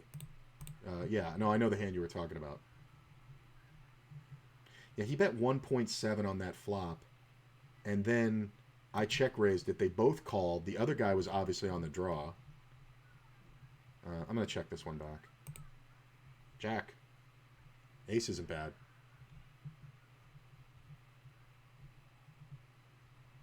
Good for you, my man. See, now he leads at the ace. I actually don't like this. I'm going to fold.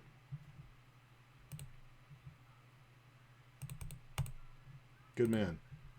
100% taking those precautions to protect themselves, especially those that are higher risk. Yeah.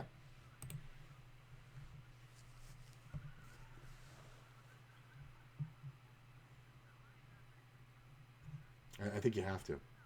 See, that's the thing. So, like, you need to have somebody at a place that's going to enforce it, because then you're asking people, like my gym. My gym's a great example, right?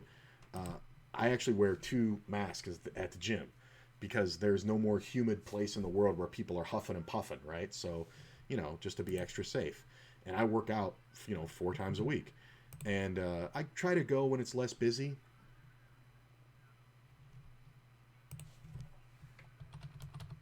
Thanks, man. Good to have you back.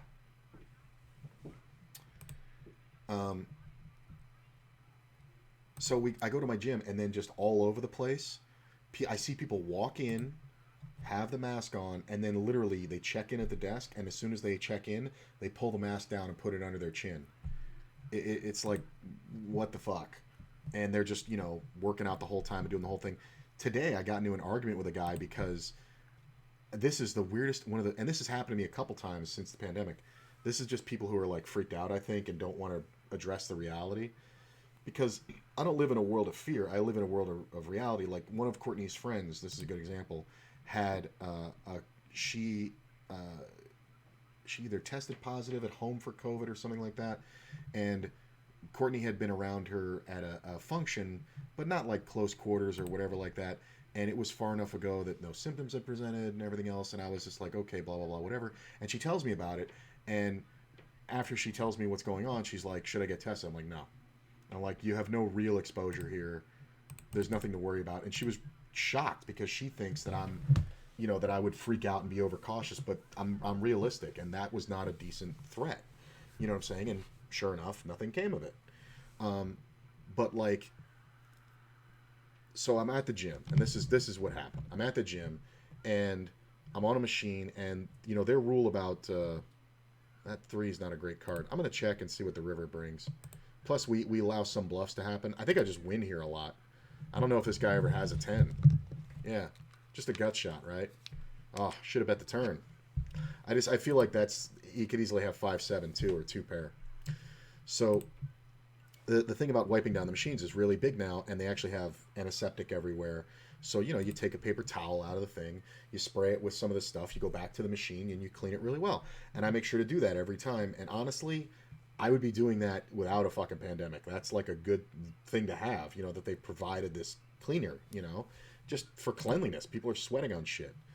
And I'm doing it, and I've got my headphones in, and I hear something, and I turn, and there's this guy like waving his hands, and I go, what's up? So I take the headphones out, and he goes, why are you washing the machine? And I'm like, dude, you're supposed to wipe the machines down. And so I don't understand the question. He's like, yeah, but you're like fucking washing the machine, bro. And I'm like, dude, I sprayed it on the thing, and it's not like it was soaking. And I'm like, look, it's dry. I'm like, I get what you're saying. I've seen people overuse the spray, but it's dry, man. Like, I'm just trying to be whatever. And he goes, oh, it's a bunch of pile of bullshit anyway, man. And this is what got me. And he goes, and pussies like you fucking freak out about everything, and you think this is going to do something. And a lot of times I pride myself on the fact that I would walk away and let it go. But when I'm in the gym, I am already in a state of unbelievable anger. Like, I hate that I have to work out so heavy. I'm going to go ahead and check this one. He may bluff an ace. He could have an overpair or something, but he may bluff the ace. He could have 10s, which would suck. I think I win sometimes, though. Yeah, right? Maybe I should have bet it, but I think I check and I let him bluff. I think that's a good one. Yeah, I think it's fine. So anyway, so I got really, really mad really quick, and I turned and I looked at him, and I was like, dude, just fuck off. And I actually said it kind of loud. And the desk guys kind of looked at me, and this has happened with me before. And one of the guys started walking over, and he was like, "What did you say?" And I'm like, "Dude, I will absolutely murder you. And you have never done legs a day in your life. I will snap your fucking knee like a twig." And I just started describing how I was gonna break his fucking knee, and it was like really loud. And the guy from the desk comes over, and he actually knows me, and he's just like, "What's up?" And I'm like, "This fucking asshole's being an asshole, and I'm tired of it, and I'm having a violent reaction, and he needs to get the fuck away from me." They actually just kicked him out. They just said, "Sir, you just need to leave," and they put him right out. I'm kind of interested here. I think I lose a lot on this one, but I want to see what he has. He had a jack. All right, fair enough. He donked at the jack. That's fine. His bet was so reasonable, though.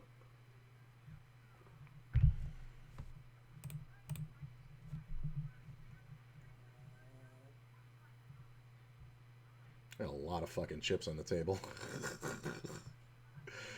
Got fucking $80 on the table at fucking 1-2. Okay, I don't mind this. Just betting standard, really. Just kind of betting range here. Yeah.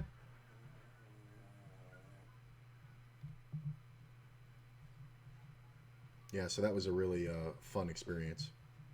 But it was so funny to me because the guy, he was one of those guys who, like, and here's the thing: guys who lift weights a lot, they think they can fight, and you just can pick up heavy things, bro. Like, unless you're gonna pick me up, you know what I'm saying? Which I don't think you could.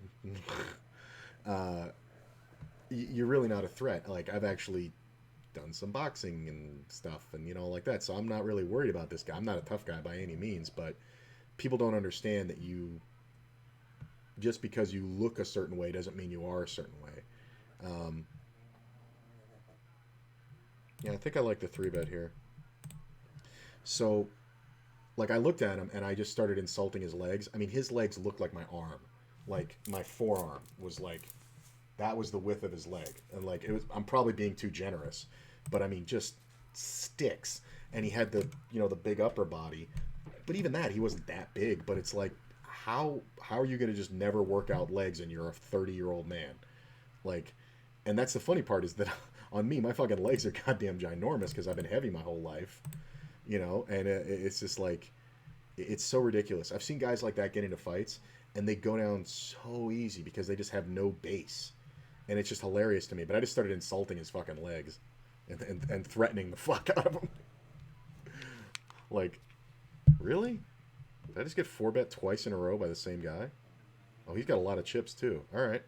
We're going to see a flop. It's a pretty good flop.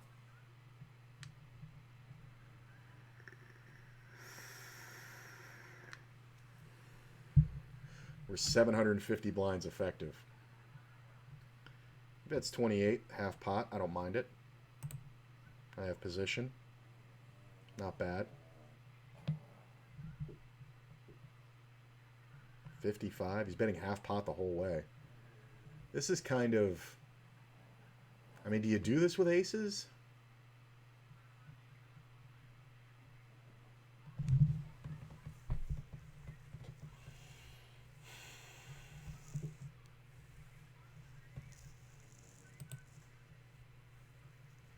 Maybe I should have raised the flop, huh? Yeah, I kind of don't know what to do here. Oh, I just got timed out. Shit. Oh, I ran out of time. Was that the same guy twice? No, it wasn't. It was a different guy the first time. No, it was the same guy. Different stack. Oh, he's playing multiple tables. Okay. It was the same guy. Okay. Yeah, I don't know about that one, though. Because here's the thing. I mean, I'm getting 4-bet. I mean, the funny part is I think it's a chop a lot. Like, I think there's a great instance there where it's a chop. Yeah, I just don't want to call there and have to face a $10 bet on the river. Or it could be, probably be more. Plus, he had a fucking monster stack. Like, he makes it 3. I make it 9.6. It's not a small raise. I'm rewatching the hand.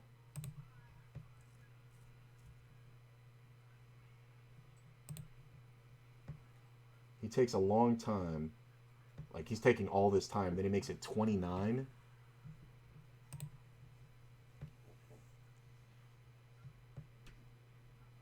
And he never 3-bets. I'm looking at his stats now. He has a 3-bet percentage of 5.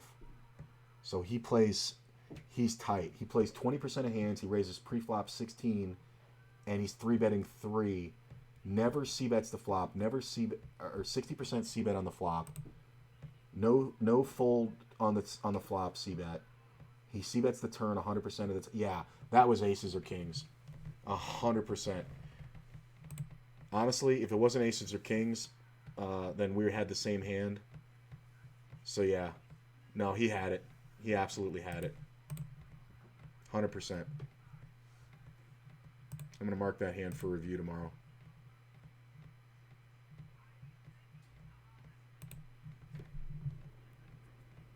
Is this the same guy?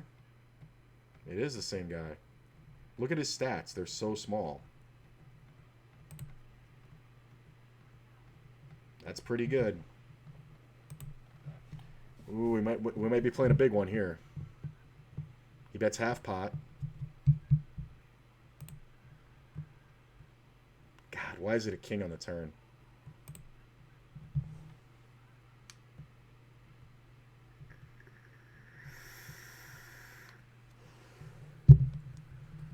Ace on the riv. I'm going to overbet.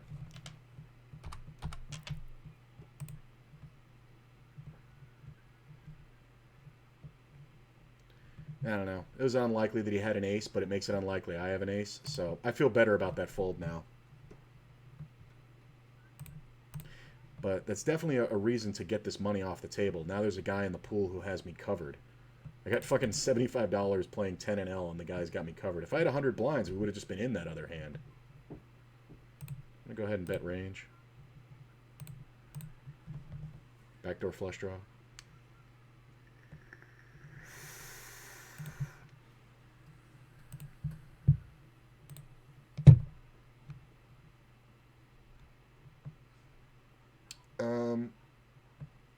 Yeah, no, I'm going to check.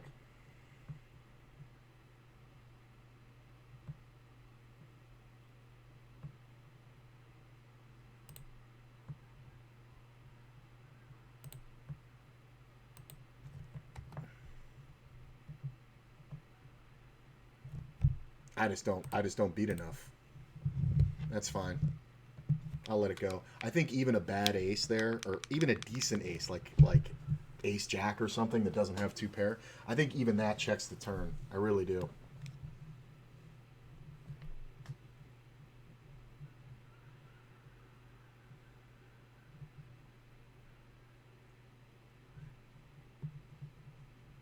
Yeah.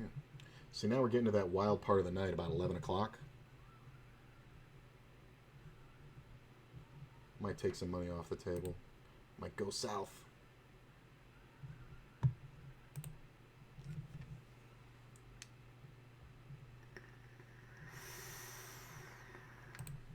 All right.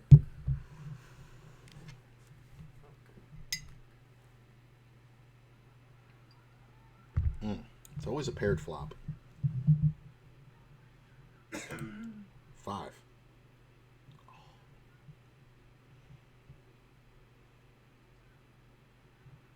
It's a good card for him to bet. You got it, bro.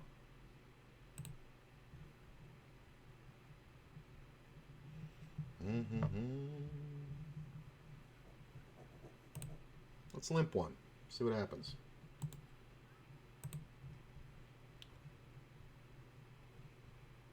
Let's check one.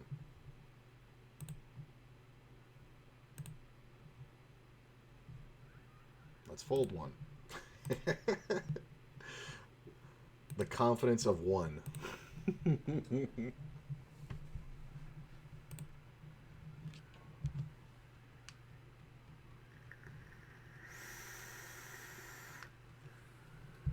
Man, I was really dead for the first, like, 300 hands that I played. I was really stuck. I was only stuck like a buy-in, but I was really dead.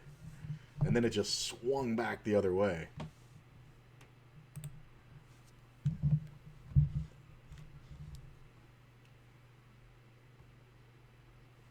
Good bet.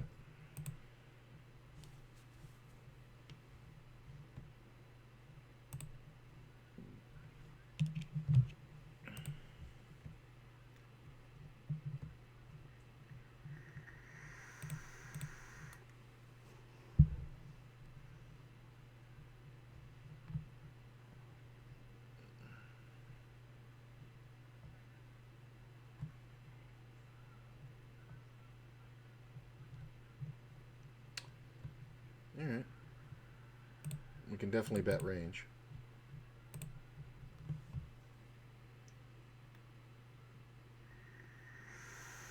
It's my biggest problem. Yay. Fold. I like making my sessions like 500 hands of this. It takes like 2.5 hours. But, I mean, that's 100 hands away. And I got a lot of chips on the table. The other guy had $100 on the table. That's crazy. I mean, obviously it can happen. All right. Ooh. Little two-per action.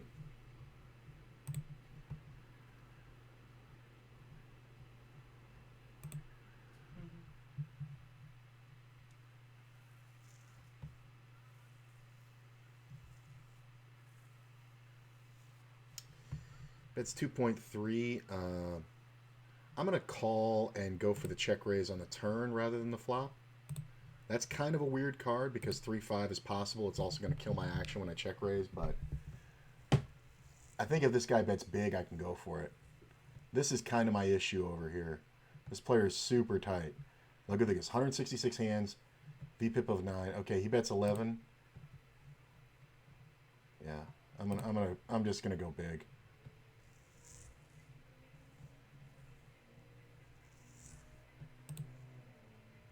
All right. Wow, that's a cooler. That's a cooler. Damn, that sucks. That really sucks. I thought maybe he might have hit the jack and that would have sucked, but I guess check raising the flop. No, check raising the flop's not the move. He's not folding. We're still getting the money in. There's no reason for me to not there. Plus, I have the 6 and the 4. Like, he's not going to have ace-6, ace-4 hardly at all. So the deuce literally has to hit the turn.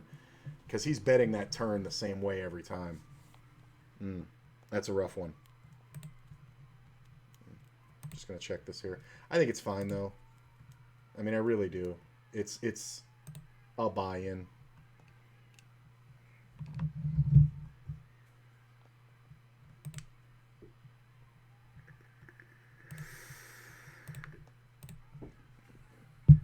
I might get called here by something, but if I get raised, I have to fold because King Jack. King Jack, Jack 8, you know, 10-9. Yeah. I'll just fold.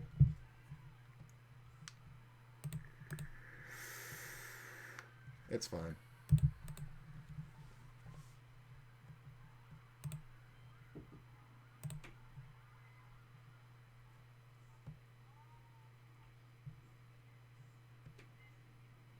I'm going to review that one.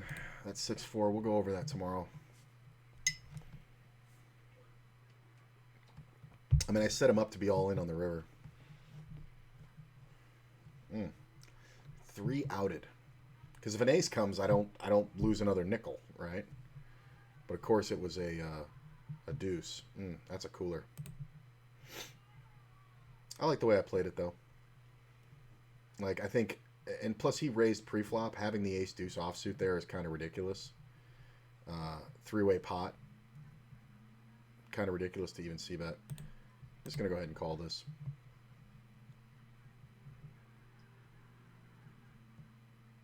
No, 3-bet? Where are you from? USA? No. Ace is okay.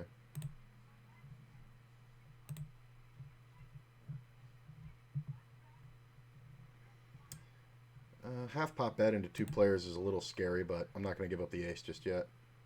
Maybe I can hit a 10 on the turn. We both call? That's kind of crazy. The jack's not awesome. Like, there's no draw out here, right? Alright, that's not bad. I'm going to go ahead and, I think, go for the old blocker bet.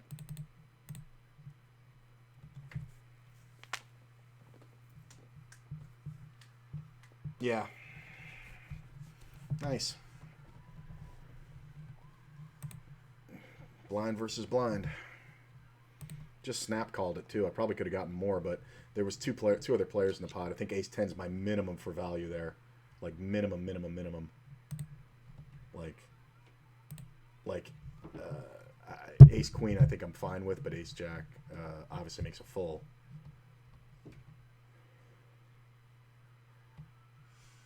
This player doesn't always c-bet, so he probably won't. He decided to c-bet big. Alright, got backdoor draws.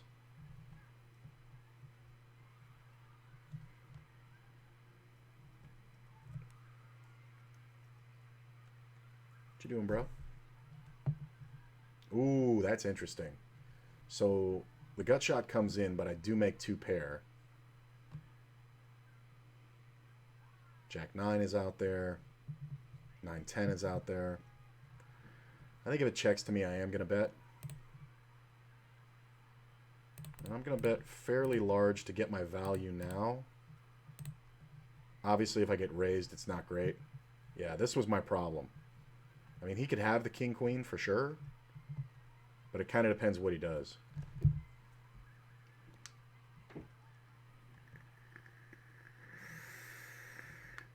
Ace on the river is awesome. I'm checking back. He could have made 2 pairs so many ways now. Kings! Wow. I'm surprised. I was really expecting to get raised on the turn with the kings. Here's the thing. Yeah, king-queen is the nuts, but how often does somebody have that? Like, I mean, I know I have 2 pair, but I don't think a lot of players at this level, I mean, I know a lot of them aren't betting the 2 pair there that big. But I like taking the one shot for value.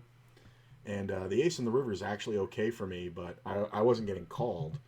But it just makes ace jack, and it makes ace 10, and, you know, all those hands. So kind of weird. And so I think a check is fine.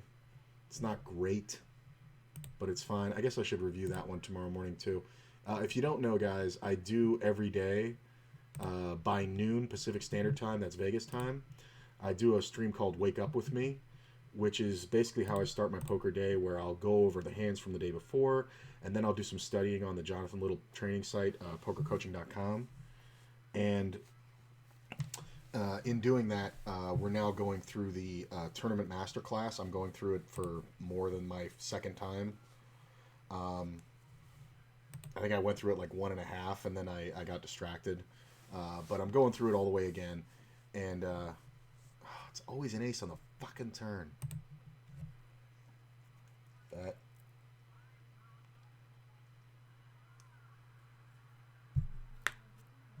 It just sucks. It's just always an ace on the turn. But, yeah, so that'll go at noon, and there's no delay on that stream.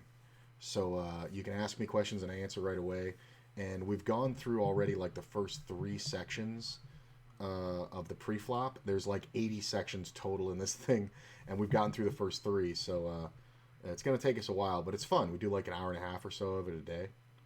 I'm going to call this one just because of the implied odds. Queen's not bad. This player is kind of tight, but I only have 19 hands on him.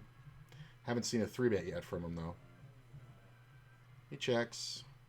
Why is it a jack? Like, I don't need a jack. I don't need him to get a jack to make ace-king good. I mean, I'm obviously not folding right away. He bets big. That could definitely be ace-king, but it could also be king-10, or it could also be ace-queen. It could also be a set of jacks. There's a lot of hands that beat me. Club on the river is kind of cool. I'm going to check back, and hopefully that kills the action.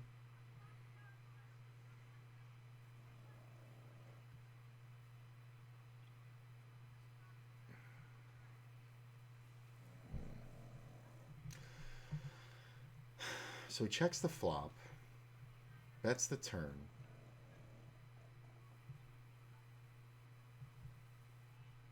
Does he ever have just the ace of clubs here? Like the ace jack? Fucking exactly ace king. That's so unlikely, man, when I have the queen jack in my hand. God damn it. It's so unlikely. Ugh. And like having the ace jack there with the ace of clubs in your hand, you can absolutely do that.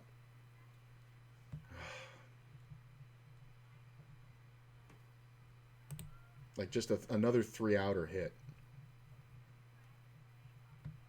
It's getting a little aggressive out here now.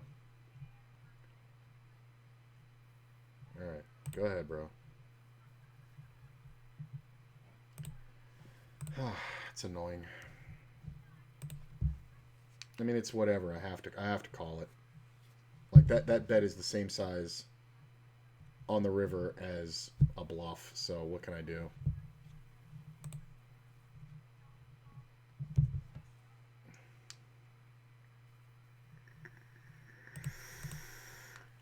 It was like it's like the very tip top where it's like a straight or better, or it's nothing, and it's like ace jack is very possible to do that there. And I don't think check raising works. I think check raising just gets an embarrassment call, and I think we end up playing for it all on the turn, which sucks.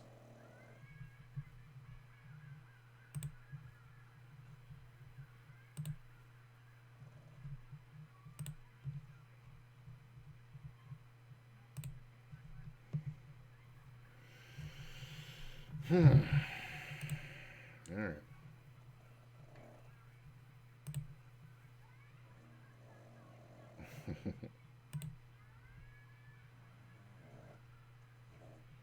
Kangs.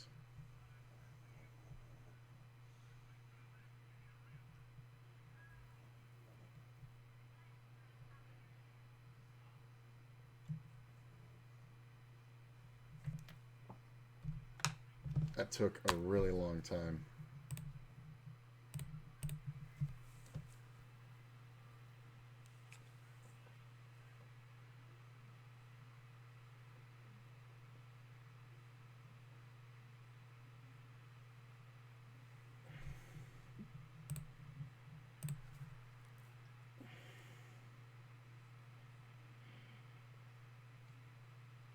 Really?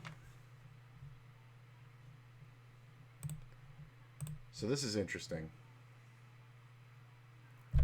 Do you do this? I don't think you do this with a set. This is like jacks or something. If he has aces, congratulations, but I think this is like jacks. Fives. He did it with a set. That's hilarious. Just check raised fucking... Oh my god.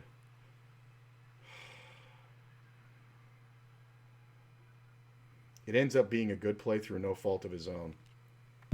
Like, I'm going to play ace king the same way, and you're just going to totally lose the customer.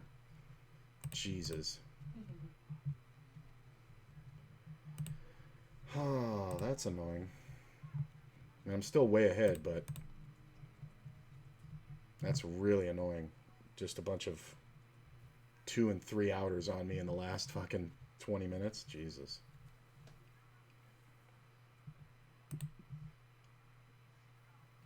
All right.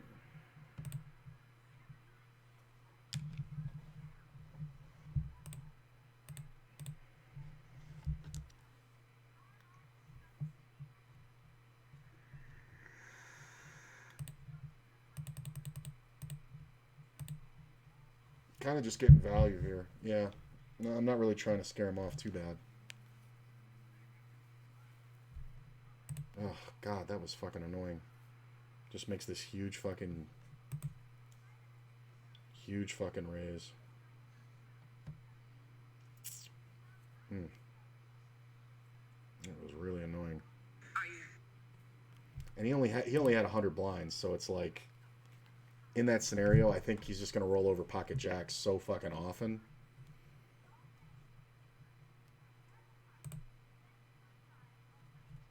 Ugh. Like, what are you even protecting against? He checks, I bet half pot, He goes 5x my raise. No, he goes... Wow, he goes 8x my raise. That's fucking... No, fuck that. That's a bad move.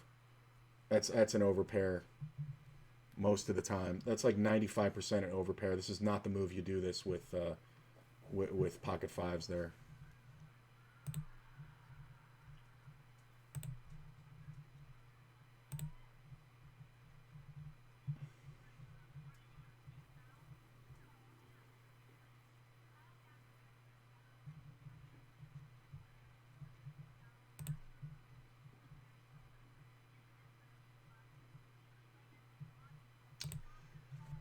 I can't turn my hand into a bluff. Like, I'm just never getting a fold out of an ace here. Wow. I was not expecting to see Queen Jack.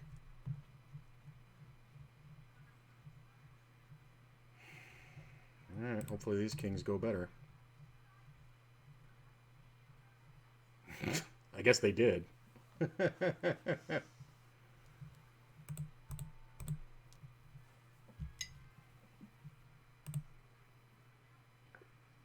Oh, God, that was a brutal little run.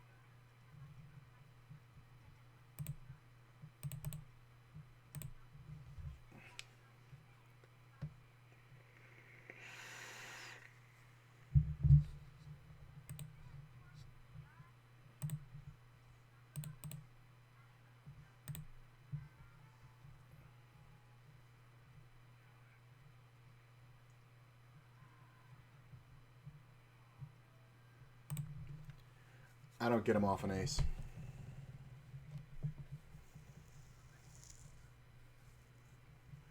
Half pot. Is this a free bluff with an ace? If I didn't have king high, I wouldn't even be considering this. I think a lot of times this is five. This could be 5-6 or a busted flush draw. I just want to see. Yep. Counterfeited pair of sevens. Interesting. See, I would have raised that flop. I would have raised that flop if I was him.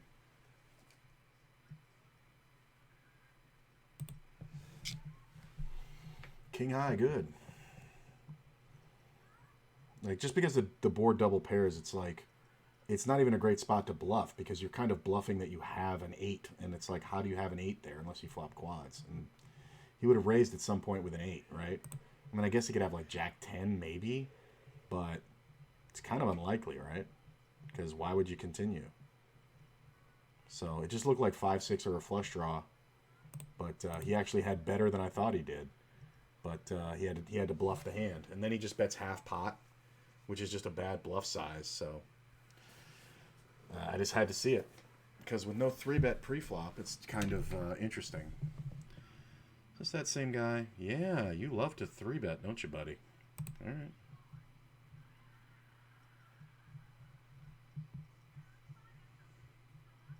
He's just going to bet big. Yeah. I just don't have enough equity. It's fine. Like I don't need to be heroing somebody here. Look at this, never raises. Wait a minute. Has a VPIP of 62, preflop raise of 15, 3-bet of 25. I mean, I know I don't have a lot of stats on him, but that's kind of wacky. He's gonna c-bet one big blind. Oh, somebody took the move away. You got it.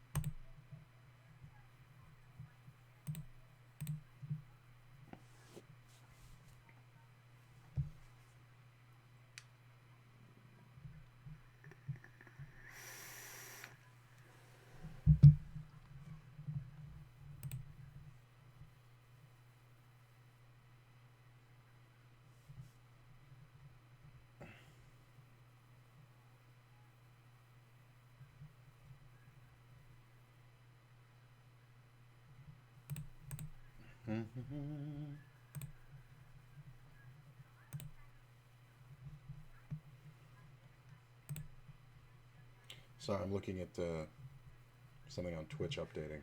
Weird. It's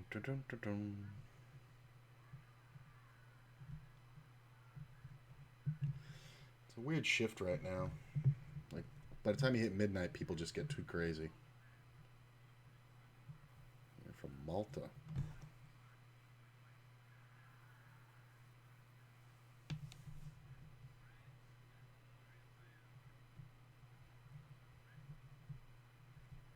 Yeah. Deuce. Almost.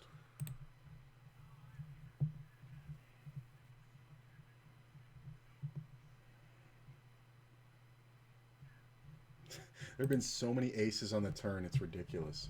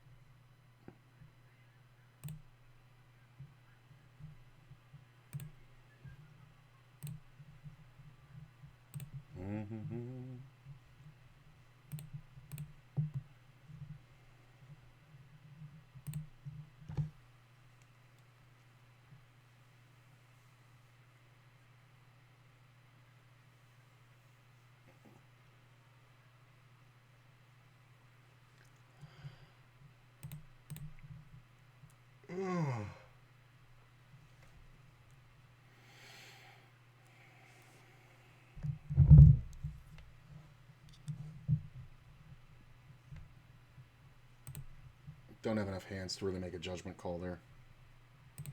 Like, raising every hand he plays and 3-betting all, but I can't really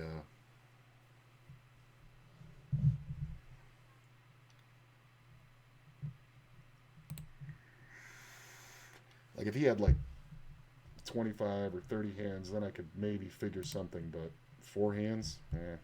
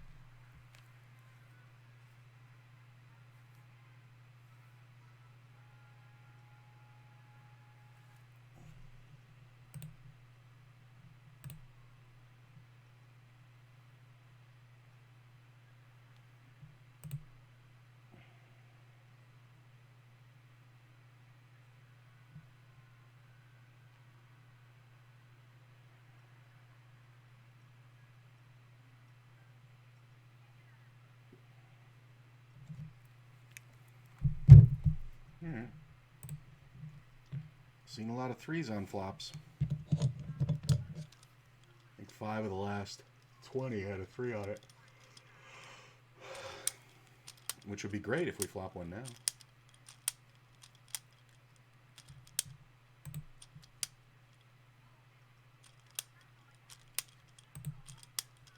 It's a proper call. Getting better than 10 to 1.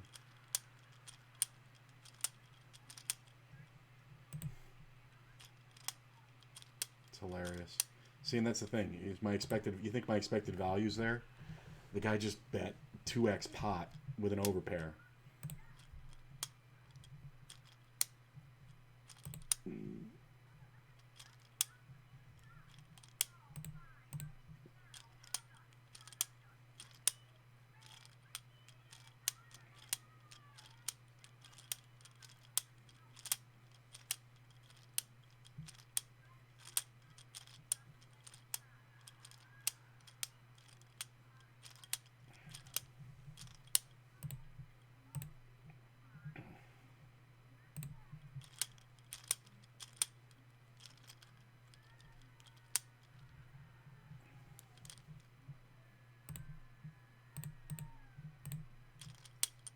I'm trying to induce a bluff or value raise.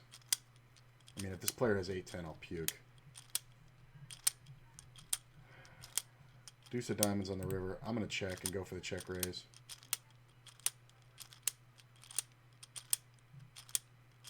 Fuck. Did you actually have a jack?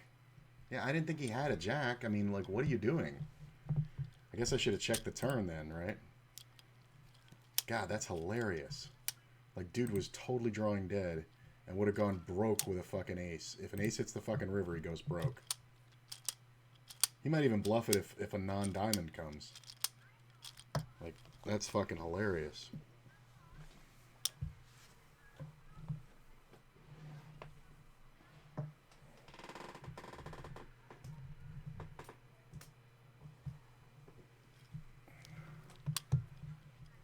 Okay. Alright. Not crazy good, but not crazy bad.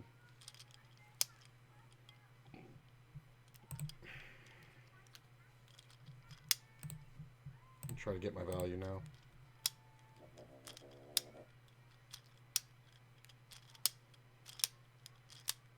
Really? Really? You telling me I'm up against a set here?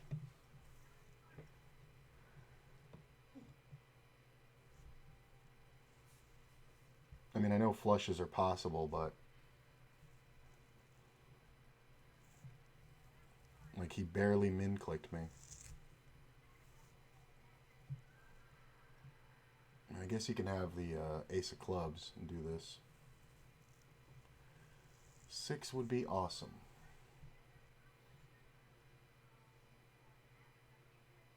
What is this dude taking so long for? Alright, how much are you going to bet?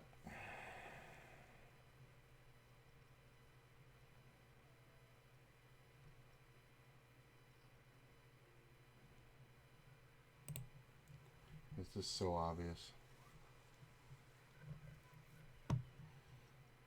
Like, that's not the time to overbet. Like, that's a flopped flush. Either that or he turned a set of jacks. I mean, I guess that's possible. Hmm.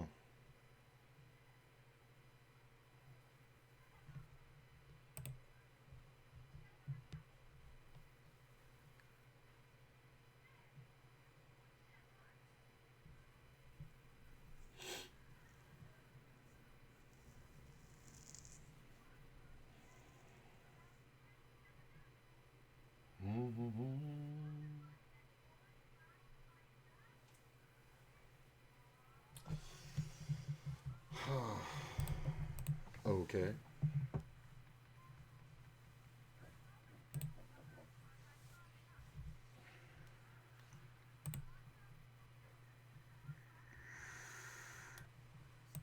What's going on here? I'm gonna get sat out. It's just got me disconnected from the table for some reason. I said fold. Jesus.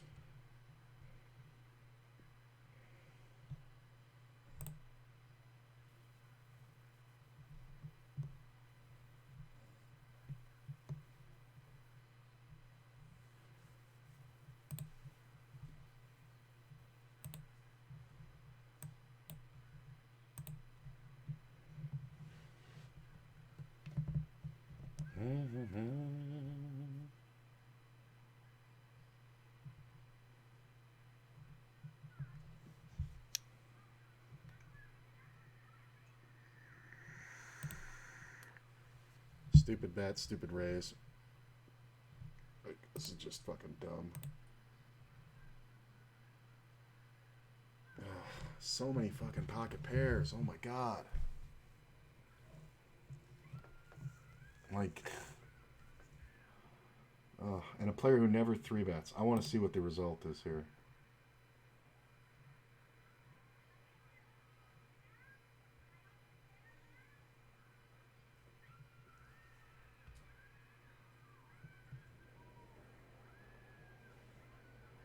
Yeah. Just a min raise, small 3-bet, folds to a c-bet.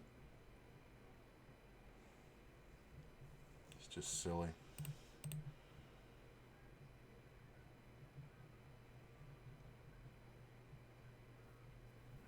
Things kind of get a little hairy around midnight, I noticed, but it's a little early for that.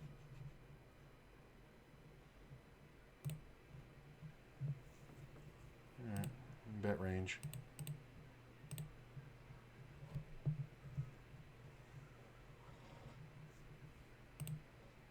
Two pair good.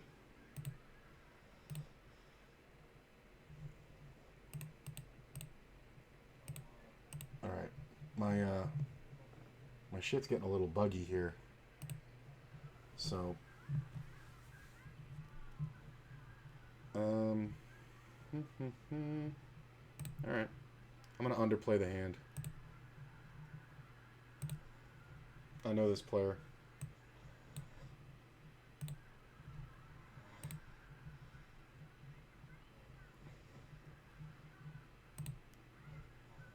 Yeah, my fucking ACR is buggy. I'm gonna bet the river, try to look bluffy.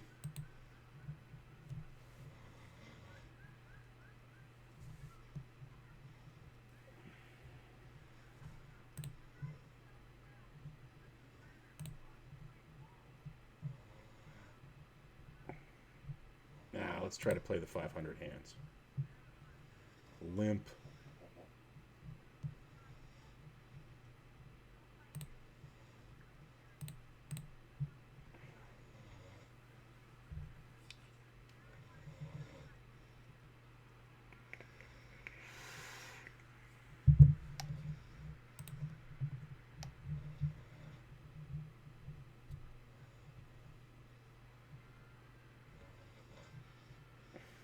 Take longer, I won't bet.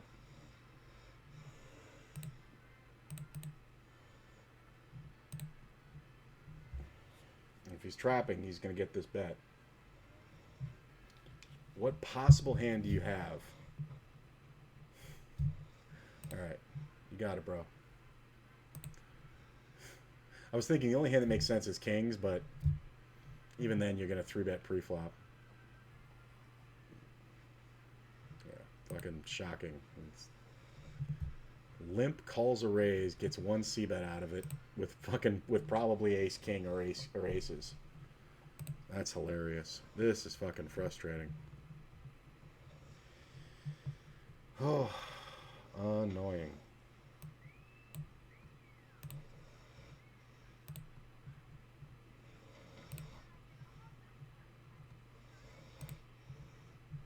Okay.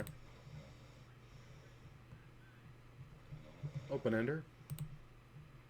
Sevens and deuces, please.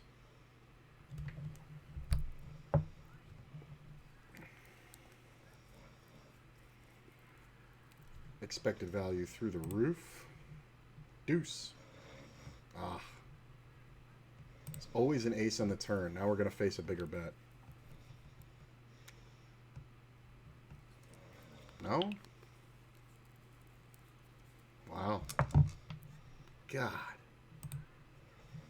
I needed a deuce, I got an ace, 1 off. I needed a 7, I got an 8, 1 off. You've got the best hand, sir.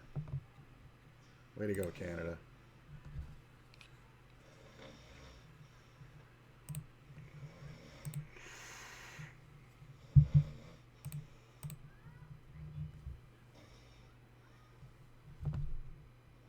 These small 3-bets are so stupid.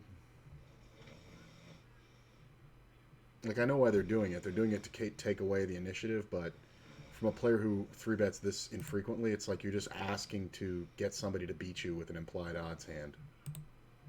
Now you're just going to bet super big, right? Blow your fucking value. Well, he didn't, but I can't call. I just... If there was like an 8 out there, yeah.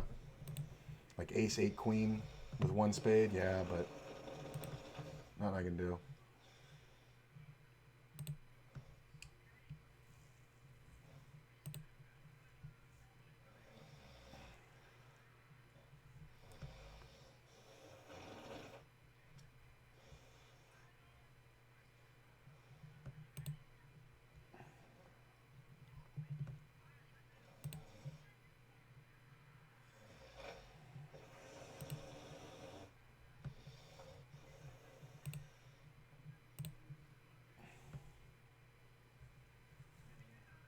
That's close enough. That's almost 500 hands. I'm going to quit it, take a profit. Kind of sucked. First 300 hands were like real garbage. Then I went on a super hot streak and then went on an equally cold streak. Well, not equally because I ended up, right? So, I was stuck like 13. Now I'm up 14. So, could have been worse. Was up like 50 at one point.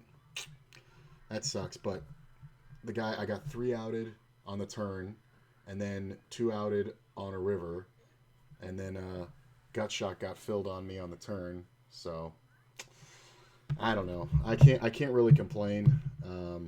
Also made some great calls versus bluffs. So yeah, I think I like it. I think I played okay. I'll see you guys by around noon tomorrow. I don't really see anybody. Well, you guys can find somebody to go check out, but don't forget to check out the stream. Check out the YouTube. There's new stuff on there all the time. And there's a new Jedi Mind Trick number 10 that is really cool, and it's just a fun one. It's just a bunch of random hands, so there's nothing real to it. It's just a lot of good stuff to watch. And I'll see you guys tomorrow, man. Have a great night.